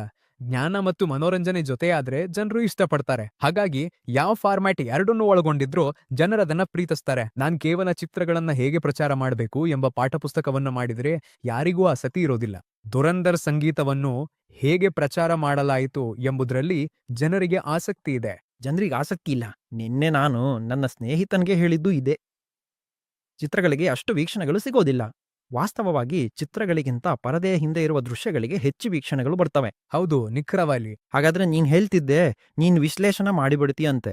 ಹೌದು, ಖಂಡಿತವಾಗಿಯೂ ನಾನು ಸಂಗೀತ, ಸುಂದರ ಚಿತ್ರಗಳು, ಹಿಂದಿನ ಪಾಪ್ ಕಲ್ಚರ್ ಮತ್ತು ಇನ್ನೂ ಹೆಚ್ಚಿನ ವಿಷಯಗಳನ್ನು ಇಷ್ಟಪಡ್ತೇನೆ. ನಿಮ್ಮಡಿ ದೋಣಿದ ಹಿನ್ನೆಲೆ ಪದವಿ. ಹೌದು, ನನಗೆ ಒಳಗಿನಿಂದ ಅರ್ಥ ಮಾಡಿಕೊಳ್ಳಲು ಬೆಂಬಲಿಸುವ ಪದವಿಯೂ ಇದೆ. ಈಗ ತ್ವರಿತ ಪ್ರಶ್ನೋತ್ತರ ಸಮಯವಾಗಿದೆ. ನೀನ್ ತ್ವರಿತ ಪ್ರಶ್ನೋತ್ತರಕ್ಕೆ ಸಿದ್ಧನಿದ್ಯಾ? ಹೌದು, ಮಾಡೋಣತ. ಒಂದ್ ಚುಟುಕು ತ್ವರಿತ ಪ್ರಶ್ನೆ ಉತ್ತರ. ರಚಯಿತರ ಅಥವಾ ಬ್ರ್ಯಾಂಡ್? ಮೊದಲ ಪ್ರಶ್ನೆ. ಹೆಚ್ಚು ಹಣ ಸಂಪಾದಿಸೋದು ಅಥವಾ ಯಾವುದು? ಹೆಚ್ಚು ಹಣ ಬೇಕಾ? ಬ್ರ್ಯಾಂಡ್ ಎಐ ವಿಷಯವೋ ಅಥವಾ ಮಾನವ ಸೃಜನಶೀಲತೆಯೋ? ಮಾನವ ಏಕೆ ಎಐ ಅಲ್ಲ? ಇಂದಿನ ಎಐ ಬೂಮ್ ಬರ್ಲಿ. ದೀರ್ಘಕಾಲದಲ್ಲ, ಮಾನವರು ಎಐಗಿಂತ ಹೆಚ್ಚು ಹಣ ಮಾಡ್ತಾರೆ. ಎಐ ಅಂದ್ರೆ ಅದು ಕಡಿಮೆ ಬೆಲೆಯಲ್ಲಿದೆ. ಪೇಡ್ ಜಾಹೀರಾತುಗಳು ಅಥವಾ ನೈಸರ್ಗಿಕ ಬೆಳವಣಿಗೆ? ವ್ಯಾಪಾರವಾಗಿ ನೋಡಿದ್ರೆ ಹೌದು. ಪೇಡ್ ಜಾಹೀರಾತುಗ ಏಡ್ ಜಾಹೀರಾತುಗಳು. ವೈಯಕ್ತಿಕ ಬ್ರ್ಯಾಂಡ ಅಥವಾ ಕಂಪನಿ ಬ್ರ್ಯಾಂಡ? ವೈಯಕ್ತಿಕ ಬ್ರ್ಯಾಂಡ್. ಸ್ಥಾಪಕರಿಗೆ ಲಿಂಕ್ಡ್ಇನ್ ಅಥವಾ ಇನ್ಸ್ಟಾಗ್ರಾಮ್? ಲಿಂಕ್ಡ್ಇನ್. ಏಕೆ ಲಿಂಕ್ಡ್ಇನ್ ಮತ್ತು ಇನ್ಸ್ಟಾಗ್ರಾಮ್ ಅನ್ವೆ? ಇನ್ಸ್ಟಾಗ್ರಾಮ್ ಯಾವುದೇ ಬಿಬಿ 2 ನೋಡ್ತಿಲ್ಲ, ಯಾವ ಹೂಡಿಕೆದಾರನು ನೋಡ್ತಿಲ್ಲ, ಯಾವ ಗ್ರಾಹಕನು ನೋಡ್ತಿಲ್ಲ. ನಿಮ್ಮನ್ನ ಸಂತೋಷಪಡಿಸಲು ಕೇವಲ ಯಾದೃಚ್ಛಿಕ ಜನರು ಮಾತ್ರ ನೋಡ್ತಿದ್ದಾರೆ. ಲಿಂಕ್ಡ್ಇನ್ ಅದ್ಭುತವಾಗಿದೆ. ನೀವು ಕಡಿಮೆ ವೀಕ್ಷಣೆಗಳನ್ನ ಪಡೆದ್ರೂ ಸಹ ಅದು ನಿಜವಾದ ಯಾವುದಾದ್ರೂ ಫಲಿತಾಂಶಕ್ಕೆ ಪರಿವರ್ತನೆ ಆಗ್ತದೆ. ಮತ್ತೆ ನೀವು ಹೇಳಿಗಿಲ್ಲಿ ಕಂಪನಿ ಬ್ರ್ಯಾಂಡ್ಗಿಂತ ವೈಯಕ್ತಿಕ ಬ್ರ್ಯಾಂಡ್ ಅಂದೆ. ಕಂಪನಿ ಅಲ್ಲ. ನಿಮ್ ಕಂಪನಿನ ಯಾರೂ ಗಮನಿಸೋದಿಲ್ಲ. ಜನರು ಸ್ಥಾಪಕರೊಂದಿಗೆ ಸಂಪರ್ಕಿಸಲು ಬಯಸ್ತಾರೆ, ಆದ್ರೆ ಕಂಪನಿ ಪುಟಗಳು ಬೆಳೆಯುತ್ತಿಲ್ಲ. ವೈಯಕ್ತಿಕ ಪುಟರಲು ಬೆಳೆಯುತ್ತಿವೆ, ಹುಡುಕಬಲು ಬೆಳೆಯುತ್ತಿವೆ. ಸಂಗ್ರಹವಾಗಿ ಹೇಳ್ಬೇಕಾದ್ರೆ ಯಾರಾದ್ರೂ ಈ ಕ್ಷೇತ್ರಕ್ಕೆ ಬರಲು ಬಯಸಿದ್ರೆ ಅಥವಾ ಯಾವುದಾದ್ರೂ ಕ್ಷೇತ್ರಕ್ಕೆ ಬರಲು ಬಯಸಿದ್ರೆ, ನಾವೀಗ ಅಷ್ಟೇ ಎನ್ಆರ್ ಮೂಲಕ ಮಾತನಾಡಿದ್ದೀವು. ನೀವು ಸ್ವತಃ ಒಬ್ಬ ಪ್ರಭಾವಶಾಲಿಯಾಗಿದ್ದೀರಿ ಮತ್ತು ಈ ಕ್ಷೇತ್ರದಲ್ಲಿ ತುಂಬಾ ಪ್ರಭಾವ ಹೊಂದಿದ್ದೀರಿ. ನೀವು ಅವರಿಗೆ ಅನುಸರಿಸಲು ಹೇಳುವಂತಹ ಒಂದು ಗಟ್ಟಿಯಾದ ಸಲಹೆ ಅಥವಾ ತತ್ವವೇನೋ? ಅಂದ್ರೆ ತಪ್ಪುಗಳನ್ನ ಮಾಡೋದು ಸಹಜ, ಆದ್ರೆ ಅವುಗಳಿಂದ ಕಲಿಬೇಕು. ಆದ್ರೆ ಸ್ವಲ್ಪ ಕಡಿಮೆ ತಪ್ಪುಗಳನ್ನ ಮಾಡಲು. ಹಾಗಾದ್ರೆ ಒಂದು ತತ್ವ ಅಥವಾ ಸಲಹೆ ಯಾವುದು? ಹಾಗಾದ್ರೆ ನಾವಿದನ್ನ 3 ಭಾಗ ಮಾಡೋಣ. ಇಲ್ಲಿ ಹೆಚ್ಚು ವಿಷಯಗಳಿವೆ. ನಾನು ಕ್ರಿಯೇಟರ್ಗಳ ಬಗ್ಗೆ ಮಾತಾಡ್ತಿಲ್ಲ. ಮಾಧ್ಯಮದಲ್ಲಿ ಏನಾದ್ರೂ ಏಜೆನ್ಸಿಯನ್ನು ಆರಂಭಿಸಲು ಬಯಸುವವರ ಬಗ್ಗೆ ನಾನು ಮಾತಾಡ್ತೀನಿ. ಸ್ಥಾಪಕರು ತಮ್ಮ ಬ್ರ್ಯಾಂಡ್ ಬೆಳೆಯಲು ಮಾಧ್ಯಮವನ್ನು ಬಳಸುವುದು. 3 ವಿಭಿನ್ನ ಕ್ಷೇತ್ರಗಳು. ಹೀಗಾಗಿ ಇದು ಸುಲಭವಾಗ್ತದೆ. ನೀವು ಕ್ರಿಯೇಟರ್ ಆಗ್ಬೇಕೆಂದಿದ್ರೆ ನನಗನಿಸುತ್ತೆ ಹೆಚ್ಚು ನೈಸರ್ಗಿಕತೆ ಬೇಕು. ಮೊದಲನೇ ಅಂಶ. ಎರಡನೇ ಅಂಶ, ವಿಷಯದ ಮೇಲೆ ಮಾತ್ರ ಅಲ್ಲದೆ ವ್ಯಕ್ತಿತ್ವವನ್ನು ನಿರ್ಮಿಸಲು ಪ್ರಯತ್ನಿಸಿ. ಅರ್ಥವೇನೆಂದ್ರೆ, ಒಂದು ವಾಕ್ಯವನ್ನು ಓದುವುದು ಈಗ ವಿಶ್ವಾಸವನ್ನು ನಿರ್ಮಿಸುವ ಅಂಶವಲ್ಲ, ವ್ಯಕ್ತಿತ್ವ ಹೊಂದಿಯೋದು. ವ್ಯಕ್ತಿತ್ವವನ್ನ ಸಣ್ಣ ಸಣ್ಣ ವಿಷಯಗಳಲ್ಲಿ ಅಭಿವೃದ್ಧಿಪಡಿಸಬಹುದು. ನೀವು ಧರಿಸೋ ವಸ್ತುಗಳು ಕನ್ನಡಕ ಬದಲಿಸಿ ನಿಮ್ಮ ವ್ಯಕ್ತಿತ್ವವೇ ಬದಲಾಗುವುದು. ನಿಮ್ ಗಡಿಯಾರ ನೋಡ್ದೆ ಯಾವ್ದದು? ಇದು ಫಾಸಲ್ ಬ್ರ್ಯಾಂಡ್ನದಳು. ತುಂಬಾ ಚೆನ್ನಾಗಿ ಕಾಣ್ತಿದೆ. ಧನ್ಯವಾದಗಳು, ಧನ್ಯವಾದಗಳು, ಧನ್ಯವಾದಗಳು. ಹೌದು, ಹಾಗೆ. ಹೌದು, ಉದಾಹರಣೆಗೆ ನಾನ್ ಪ್ರತಿ ಸಾರಿ ಇದನ್ನ ಧರಿಸ್ಬೇಕಾದ್ರೆ ಅದು ನನ್ ಗುರುತು. ನನ್ ಸ್ಪೆಕ್ಸ್ ಬದಲಾಯಿಸ್ಬೇಕಾದ್ರೆ ಅದು ನನ್ ಗುರುತು. ಹೇಳೋಣ, ಎಲ್ಲ ಸ್ಪೆಕ್ಸು ನೀಲಿಯಲ್ಲಿದ್ರೆ ಸೆತ್ ಗೋಡಿನ ಹಳದಿಯಲ್ಲಿರ್ತಾರೆ. ಇವು ಚಿಕ್ಕ ಚಿಕ್ಕ ಗುರುತುಗಳು ಯೋಚನೆ ಮಾಡಿ ರೂಪಿಸಿದವು. ಅಲ್ಲಿ ತುಂಬಾ ವಿಷಯಗಳನ್ನ ಸೇರಿಸಿ. ಮೂರನೇ ಅಂಶ ಎಂದರೆ ನಾವು ಮಾತನಾಡಿದ ದೃಷ್ಟಿಕೋನ, ಅಂದರೆ ಒಂದು ವಿಶಿಷ್ಟ ಕ್ಷೇತ್ರವನ್ನ ಮನರಂಜನೆ ಮತ್ತು ರೂಪದೊಂದಿಗೆ ಮಿಶ್ರಣ ಮಾಡೋ ಪ್ರಯತ್ನ ಮಾಡಿ. ಇದು ಯಾರು ಮಾಡದ ಒಂದು ಆಸಕ್ತಿದಾಯಕ ವಿಷಯ. ಎಐ ಬಗ್ಗೆ ಎಲ್ರೂ ಮಾತಾಡ್ತಿದ್ದಾರೆ. ನೀವು ಓದಬೇಕಾದ ಟಾಪ್ 5 ಟೂಲ್ಗಳು ಅಥವಾ ನೀವು ಪ್ರಯತ್ನಿಸಬೇಕಾದ ಟಾಪ್ 5 ಟೂಲ್ಗಳು, ಎಲ್ಲರೂ ಇದನ್ನೇ ಮಾಡುತ್ತಿದ್ದಾರೆ. ಅಲ್ಲಿ ಯಾವುದೇ ಕ್ರಿಯೇಟರ್ ವ್ಯಕ್ತಿತ್ವ ಇಲ್ಲ. ನಾನು ಈ ಟೂಲ್ಗಳನ್ನು ಪ್ರಯತ್ನಿಸಿದೆ ಮತ್ತು ಇದು ಸಂಭವಿಸಿತು. ಅದು ವ್ಯಕ್ತಿತ್ವದ ಭಾಗ ಹೊರಬರ್ತಿದೆ, ಕಾಮೆಂಟ್ರಿ ಹೊರಬರ್ತಿದೆ ಇತ್ಯಾದಿ. ಅದು ಕ್ರಿಯೇಟರ್ಗಳಿಗಾಗಿ. ಕಂಟೆಂಟ್ನಿಂದ ಕಾಮರ್ಸ್ ಸಿದ್ಧಾಂತವನ್ನು ನಿರ್ಮಿಸುವ ಅರಿವು ಇರಲಿ. ನೀವು ಬಯಸಿದ್ರೆ ಸಲಹೆದಾರನನ್ನು ಪಡೆಯಿರಿ. ಆದ್ರೆ ಅದಕ್ಕಾಗಿ ನಿಮಗೆ ಒಂದು ತಂಡ ಬೇಕಾಗ್ತದೆ. ಅದಾದ್ಮೇಲೆ ಏಜೆನ್ಸಿ ಬರ್ತಾರೆ. ಮಾಧ್ಯಮದಲ್ಲಿ ಏನೇ ಆಗಿರ್ಲಿ, ನಾನು ತುಂಬಾ ಸ್ಪಷ್ಟವಾಗಿರ್ಬೇಕು. ಸಣ್ಣ ಟಿಕೆಟು, ಮಧ್ಯಮ ಟಿಕೆಟು ಅಥವಾ ದೊಡ್ಡ ಟಿಕೆಟು. ನೀವು ದೊಡ್ಡ ಟಿಕೆಟ್ ಮಾಡ್ತಿದ್ರೆ ಆಟವೇ ಬೇರೆ ಆಗಿರ್ತದೆ. ನೀವು ದೊಡ್ಡ ಟಿಕೆಟ್ ಮಾಡ್ತಿದ್ರೆ ಬಹುಶಃ ಈಕೋಸಿಸ್ಟಮ್ಗೆ ಹೆಚ್ಚು ಪರಿಚಯವಾಗಲು ಪ್ರಾರಂಭಿಸಿ. ವಿಸಿಗಳೊಂದಿಗೆ ಸ್ನೇಹಿತರಾಗಿ, ಸ್ಥಾಪಕರೊಂದಿಗೆ ಸ್ನೇಹಿತರಾಗಿ, ಸ್ಥಾಪಕರ ಸಲಹೆಗಾರರು, ಒಳಗಿನವರು, ಹೊರಗಿನವರು ಎಲ್ಲರೊಂದಿಗೆ ಸಂಪರ್ಕ ಬೆಳೆಸ್ಕೊಳ್ಳಿ. ಬಹಳಷ್ಟು ಬೋಧನೆ ಮಾಡಲು ಪ್ರಯತ್ನಿಸಿ. ಬೋಧನೆ ದೊಡ್ಡ ಟಿಕೆಟ್ಗೆ ಉತ್ತಮ ದ್ವಾರವಾಗಿದೆ, ಏಕೆಂದ್ರೆ ಅದು ನಂಬಿಕೆಯನ್ನ ನಿರ್ಮಿಸ್ತದೆ. ಸಣ್ಣ ಟಿಕೆಟ್ಗೆ ನಿಮ್ ಕೋಲ್ಡ್ ಸೇಲ್ಸ್ ಮಾಡಿ ನಿಮಗ್ ಬೇಕಾದ್ದನ್ನು ಮಾಡಿ. ಆದ್ರೆ ನಿಮ್ಮ ನಿಶ್ಚಯನು, ನಿಮ್ಮ ಗುರುತೇನು ಎಂಬುದನ್ನು ಕಂಡುಹಿಡಿಯಿರಿ. ಉದಾಹರಣೆಗೆ, ನಾನು ಕಾರ್ಯಗತಗೊಳಿಸುವಲ್ಲಿ ಅತ್ಯುತ್ತಮನಾಗಿರಲಾರೇನೋ. ನಾನು ವಿಷಯ ಆಧಾರಿತ ಬೆಳವಣಿಗೆ ತಂತ್ರದಲ್ಲಿ ಅತ್ಯುತ್ತಮನು, ಹೀಗಾಗಿ ನಾನು ಏಜೆನ್ಸಿಯನ್ನ ಹಿಂಗ್ ಗುರುತಿಸಲಾಗ್ತವೆ. ಯಾರಾದ್ರೂ ಒಂದು ಬ್ರ್ಯಾಂಡ್ ನನ್ನನ್ನು ಸಂಪರ್ಕಿಸಿ, ನಾನ್ ನಿಮ್ಗೆ ತಂತ್ರಜ್ಞಾನ ಶುಲ್ಕವನ್ನ ಪಾವತಿಸ್ತೇನೆ ಎಂದು ಹೇಳಬಹುದು. ನಾನು ಕಡಿಮೆ ವೆಚ್ಚದ ಉತ್ಪಾದನಾ ಏಜೆನ್ಸಿನ ಕಂಡುಹಿಡಿದ್ರಿಂಗೆ. ಅವರೊಂದಿಗೆ ಕೆಲಸ ಮಾಡಿ ಅರ್ಥ ಮಾಡ್ಕೊಡಿ. ನಾನು ಉತ್ಪಾದನೆ ಮಾಡಲಾರಂಭಿಸಿದ್ರೆ ಚೆನ್ನಾಗಿದೆ, ಆದ್ರೆ ನಾನು ಅದರಲ್ಲಿ ಅತ್ಯುತ್ತಮನಲ್ಲ ಎಂಬುದನ್ನು ಅರ್ಥಕೊಳ್ಬೇಕು. ಯಾಲೋ ಪ್ರೊಡಕ್ಷನ್ ಹೌಸ್ ಸ್ನೇಹ ಒಳ್ಳೇದು, 5-6 ಜನರ ಕಾರ್ಟೆಲ್ ರಚಿಸಲು ಇಷ್ಟಪಡುವೆ. ನಾವೆಲ್ಲ ಗುಂಪು ಕಟ್ಟಿ ಈ ಮಾರುಕಟ್ಟೆ ಆಳೋಣ ಎನ್ನುತ್ತೇವೆ. ಅದು ಏಜೆನ್ಸಿಯನ್ನು ನಿರ್ಮಿಸುವ ಬೇರೆ ರೀತಿಯಾಗಿದೆ. ಅದು ಮಾಧ್ಯಮ ಏಜೆನ್ಸಿ ಹಂತವಾಗಿದೆ. ನೀವು ನಿಮ್ಮ ವೈಯಕ್ತಿಕ ಬ್ರ್ಯಾಂಡ್ಗೆ 100% ಹೂಡಿಕೆ ಮಾಡಬೇಕಾಗ್ತದೆ. ಇದರಲ್ಲಿ ಯಾವುದೇ ಅನುಮಾನ ಇಲ್ಲ. ಏಜೆನ್ಸಿಯನ್ನ ಸ್ಥಾಪಕರ ಅಥವಾ ಸಹಸ್ಥಾಪಕರ ಮೂಲಕ ಗುರುತಿಸಲಾಗುತ್ತೆ. ಅದು ಏಜೆನ್ಸಿ ಭಾಗದಲ್ಲಿದೆ. ನಂತರ ಯಾರಾದ್ರೂ ಇದರಲ್ಲಿ ತಮ್ಮ ವೃತ್ತಿಯನ್ನು ನಿರ್ಮಿಸ್ತಿದ್ರೆ ಇದು ಒಂದು ಆಸಕ್ತಿದಾಯಕ ಬದಲಾವಣೆ. ಅನ್ಸ್ತಿದೆ ಮಾರ್ಕೆಟಿಂಗ್ನಲ್ಲಿ ಎಐ ಎಂಬುದನ್ನು ಒಂದು ಕೌಶಲ್ಯವಾಗಿ ನೋಡ್ಲಾಗ್ತಿಲ್ಲ ಮತ್ತು ಸ್ಥಾಪಕರು ಅದನ್ನು ಹುಡುಕ್ತಿದ್ದಾರೆ. ನೀವೊಂದು ಕೌಶಲ್ಯವನ್ನು ನಿರ್ಮಿಸಬಹುದಂದ್ರೆ ಅದ್ಭುತ, ಹೌದು. ಮಾರುಕಟ್ಟೆಯಲ್ಲಿ ಯೂಟ್ಯೂಬ್ನ ತಾಂತ್ರಿಕ ಜ್ಞಾನವು ಕೊರತೆಯಾಗಿದೆ. ಅದನ್ನು ನಿರ್ಮಿಸಬಹುದು ಎಂದರೆ ಅದ್ಭುತ ಅವಕಾಶ. ಮಾಧ್ಯಮದ ವೈಜ್ಞಾನಿಕ ಭಾಗದ ತಾಂತ್ರಿಕ ಜ್ಞಾನ. ಮಾರುಕಟ್ಟೆಯಲ್ಲಿ ಸಾಕಷ್ಟು ಜನರಿದ್ದಾರೆ, ಅವ್ರು ಹೇಳ್ಬೋದು, ನೋಡಿ ನಾನ್ ವಿಷಯವನ್ನ ಹೇಗ್ ಸೃಷ್ಟಿಸ್ಬೇಕಂತ ಗೊತ್ತಿದೆ. ನೀವು ನಂಗೆ ಬ್ರೀಫ್ ಹೇಳಿ, ನಾನದನ್ನ ಅರ್ಥ ಮಾಡ್ಕೊಳ್ಳಿ ಮತ್ತು ನಿಮಗೊಂದು ವಿಷಯ ಯೋಜನೆಯನ್ನ ಕೊಡ್ತೇನೆ ಎಂದು ಹೇಳಬಲ್ಲವರು ಕಡಿಮೆ ಜನರಿದ್ದಾರೆ. ಯೋಜನೆ. ಹೌದು, ಇವು 2 ವಿಭಿನ್ನ ಕೌಶಲ್ಯಗಳು. ನೀವು ಅದ್ಭುತ ರೀಲ್ಸ್ ಮಾಡ್ತೀರಾ ಎಂದರೆ ಅದು ನಿಮ್ಮನ್ನು ಒಳ್ಳೆ ಸಾಮಾಜಿಕ ಮಾಧ್ಯಮ ನಿರ್ವಾಹಕರನ್ನಾಗಿಸುವುದಿಲ್ಲ. ಸಾಮಾಜಿಕ ಮಾಧ್ಯಮ ನಿರ್ವಾಹಕ ಎಂದರೆ ಬ್ರ್ಯಾಂಡ್ ಬುಕ್ ಅನ್ನ ಅರ್ಥ ಮಾಡ್ಕೋಬಲ್ಲವರು, ಬ್ರ್ಯಾಂಡ್ ಅನ್ನ ಡಿಕೋಡ್ ಮಾಡಬಲ್ಲವರು, ನಂತರ ರೀಲ್ ಮಾಡಬಲ್ಲವರು. 2 ವಿಭಿನ್ನ ಕೌಶಲ್ಯಗಳು ಇದು ಇಲ್ಲಿದೆ. ಹಾಗಾಗಿ ನೀವು ನಿಮ್ಮ ಕೌಶಲ್ಯ, ಅರ್ಥ ಮಾಡಿಕೊಳ್ಳುವಿಕೆ, ಅನುಭವವನ್ನ ಆ ಕ್ಷೇತ್ರದಲ್ಲಿ ಬೆಳೆಸ್ಕೊಳ್ಳಬಲ್ಲರೆಂದರೆ ನೀವು ಒಂದು ವೃತ್ತಿಯನ್ನು ಹೊಂದಬಹುದು. ಇವು 3 ವಿಭಿನ್ನ ವಿಷಯಗಳು. ನಾನು ಹೇಳ್ಬೇಕಾದ್ರೆ ನೀವು ಈ ಒಂದೇ ಪಾಠವನ್ನ ತೆಗೆದುಕೊಳ್ಳಬೇಕು ಇಂಡೆ ಈ ಪಾಡ್ಕಾಸ್ಟ್ ನಿಂದ. ಹಾಗಾದ್ರೆ ಸಿಂಧು, ನೀವು ಪ್ರಾಕ್ಟೋ, ಫಿಲ್ಟರ್ ಕಾಪಿ, ಪೇಟಿಎಂ ಇನ್ಸೈಡರ್ ಜೊತೆಗೆ ಇದ್ದಿದ್ದೀರಿ. ನೀವು ರಾಜ್ ಶ್ರಮಾಣಿ ಮತ್ತು ಶರಣ್ ಅವರ ಫೈನಾನ್ಸ್ ಜೊತೆಗೆ ಕೆಲಸ ಮಾಡಿದ್ದೀರಿ. ಇವೆಲ್ಲವೂ ಇಂದಿನ ಜಗತ್ನಲ್ಲಿ ದೊಡ್ಡ ಹೆಸರುಗಳು, ದೊಡ್ಡ ಬ್ರ್ಯಾಂಡ್ಗಳು. ಇಂದಿನ ಕಾಲದಲ್ಲಿ ಗೊತ್ತಾ, ಇದು ಭಾರಿ ದೊಡ್ಡದು. ನೀವು ಈ ಎಲ್ಲ ಅನುಭವಗಳಿಂದ ಬಜ್ ಲ್ಯಾಬನ್ನು ನಿರ್ಮಿಸಿದ್ದೀರಿ. ನೀವು ಕೆಲಸ ಮಾಡಿದ ಈ ಎಲ್ಲ ಕಂಪನಿಗಳಿಂದ ನೀವು ಯಾವ ಒಂದು ಸಾಮಾನ್ಯ ವಿಷಯವನ್ನ ಆಯ್ದುಕೊಂಡು ಅದನ್ನು ಬಜ್ ಲ್ಯಾಬ್ ನಿರ್ಮಾಣಕ್ಕೆ ಬಳಸಿದ್ದೀರಿ. ಒಂದು ಸಾಮಾನ್ಯ ವಿಷಯ. ಆತ್ಮವಿಶ್ವಾಸ ಒಂದೇ ಆಗಿದೆ. ಹಾಗಾದ್ರೆ ಆತ್ಮವಿಶ್ವಾಸವೇ? ಕ್ರಿಯೇಟರ್ಗಳಿಗೆ ಮತ್ತು ಬ್ರ್ಯಾಂಡ್ಗಳಿಗೆ ವಿತರಣೆಯಲ್ಲಿ ಭರವಸೆ ಕಡಿಮೆ. ಕಂಟೆಂಟ್ ಮಾಡೋದು ಸುಲಭ, ಆದರೆ ವಿತರಣೆ ಕಷ್ಟ. ನಾನು ವಿತರಣಾ ಕಂಪನಿಯನ್ನು ಮಾತ್ರ ನಿರ್ಮಿಸ್ತಿದ್ದೀನಿ, ಅದು ಸರಳವಾದ ವಿಷಯ. ನಾನ್ ವಿತರಣೆಯಲ್ಲಿ ದೊಡ್ಡ ಕಂಪನಿಯನ್ನ ನಿರ್ಮಿಸಬಹುದು ಅಂದ್ರೆ ಅದ್ಭುತ. ಯಾಕೆಂದ್ರೆ ನಾನ್ ವಿತರಣೆಗೆ ನಿಲ್ತೇನೆ. ನನ್ನ ಪಾತ್ರಗಳು ಯಾವಾಗ್ಲೂ ವಿತರಣೆಯೇ ಆಗಿವೆ. ಅಷ್ಟೇ. ನಾಳೆ ವಿತರಣೆಗೆ ನನಗೆ ಎಐ ಬೇಕಾದ್ರೆ ನಾನು ಅದನ್ನ ಜಾರಿಗೆ ತರ್ತೇನೆ. ನಾಳೆ ವಿತರಣೆಗೆ ನನಗೆ ಟೆಕ್ ಬೇಕಾದ್ರೆ ನಾನು ಅದನ್ನ ಜಾರಿಗೆ ತರ್ತೇನೆ. ಹಾಗಾಗಿ ನೀವ್ ಹೇಳ್ಬೋದು ಇದು ಕೇವಲ ಆತ್ಮವಿಶ್ವಾಸ. ವಿತರಣೆ ಆತ್ಮವಿಶ್ವಾಸ ಆತ್ಮವಿಶ್ವಾಸ ಮತ್ತು ವಿತರಣೆಯೇ ಇಂದು ಬಜ್ ಲ್ಯಾಬ್ ಅನ್ನು ನಿರ್ಮಿಸಿದೆ. ಸರಿಯಾಗಿದೆ. ಮತ್ತು ಅದೇ ನನ್ ಗುರುತು. ನಿಂಗ್ ಗುರುತು ಕೂಡ. ಹಾಗಾಗಿ ಯಾರಿಗೂ ನಾನು ಗೊತ್ತಿಲ್ಲ ನಾನು ಕ್ಯಾಮ್ರಾ ಟ್ರಿಕ್ಸ್ ಬಗ್ಗೆ ಹೇಳಲು ಅತ್ಯುತ್ತಮ ವ್ಯಕ್ತಿ ಎಂದು. ಇಲ್ಲ, ನಾನು ನಿಮ್ಗೆ ಹೇಳಲು ಅತ್ಯುತ್ತಮ ವ್ಯಕ್ತಿ. ನೀವೀ ಕ್ಯಾಮ್ರಾ ಬಳಸಿದ್ರೆ ಟೆಕ್ ರಿಟೆನ್ಷನ್ ಹೆಚ್ಚಾಗ್ತದೆ. ಅದು ನಿಮಗೆ ಒಂದು ಡಿಒಪಿ ನೀಡುವ ವ್ಯತ್ಯಾಸ. ಸಿನಿಮ್ಯಾಟಿಕ್ ಎಂದರೆ ಯೋಲೋ, ನಾನ್ ನಿಮಗೆ ಹೇಳ್ತೇನೆ ಆ ಸಿನಿಮ್ಯಾಟಿಕ್ ವಿಷಯ ರಿಟೆನ್ಷನ್ ಹೆಚ್ಚಿಸ್ತದೆ ಅಥವಾ ಇಲ್ಲ ಎಂದು. ಜನರು ಹಂಚ್ಕೊಳ್ತಾರ ಅಥವಾ ಇಲ್ಲ, ಅಷ್ಟೇ ಇದೆ, ಅದು ವ್ಯತ್ಯಾಸ. ಹಾಗಾಗಿ ನಾವಿಬ್ರು ಸಹಬಾಳ್ವೆ ನಡೆಸ್ತೀವಿ. ಸರಿ, ಅರ್ಥವಾಯ್ತಾ? ಕೂರ್, ನನಗಿದು ಅದ್ಭುತವಾದ ಸಂಭಾಷಣೆ ಎಂದು ಅನ್ಸುತ್ತೆ. ತುಂಬಾ ಒಳನೋಟ ನೀಡಿತು. ನಿಮ್ಮಿಂದ ಕಲಿಯಲು ಬಹಳ ಇದೆ. ನಿಮ್ಮ ಬೆಳವಣಿಗೆ ಮತ್ತು ಪ್ರಯಾಣದಿಂದ ಪ್ರೇಕ್ಷಕರಿಗೂ ಕಲಿಯಲು ಬಹಳ ಇದೆ ಎಂದು ನನಗನ್ಸುತ್ತದೆ. ಮತ್ತು ಏನ್ ಮಾಡ್ಬೇಕು, ಏನ್ ಮಾಡಬಾರ್ದು ಎಂಬನ್ನು ಇಂದಿನ ಕ್ರಿಯೇಟರ್ ಜಗತ್ನಲ್ಲಿ ಮಾಡಬೇಕಾಗದ್ದ. ನಿಮ್ ಬರುವಿಕೆಗೆ ತುಂಬಾ ಧನ್ಯವಾದಗಳು.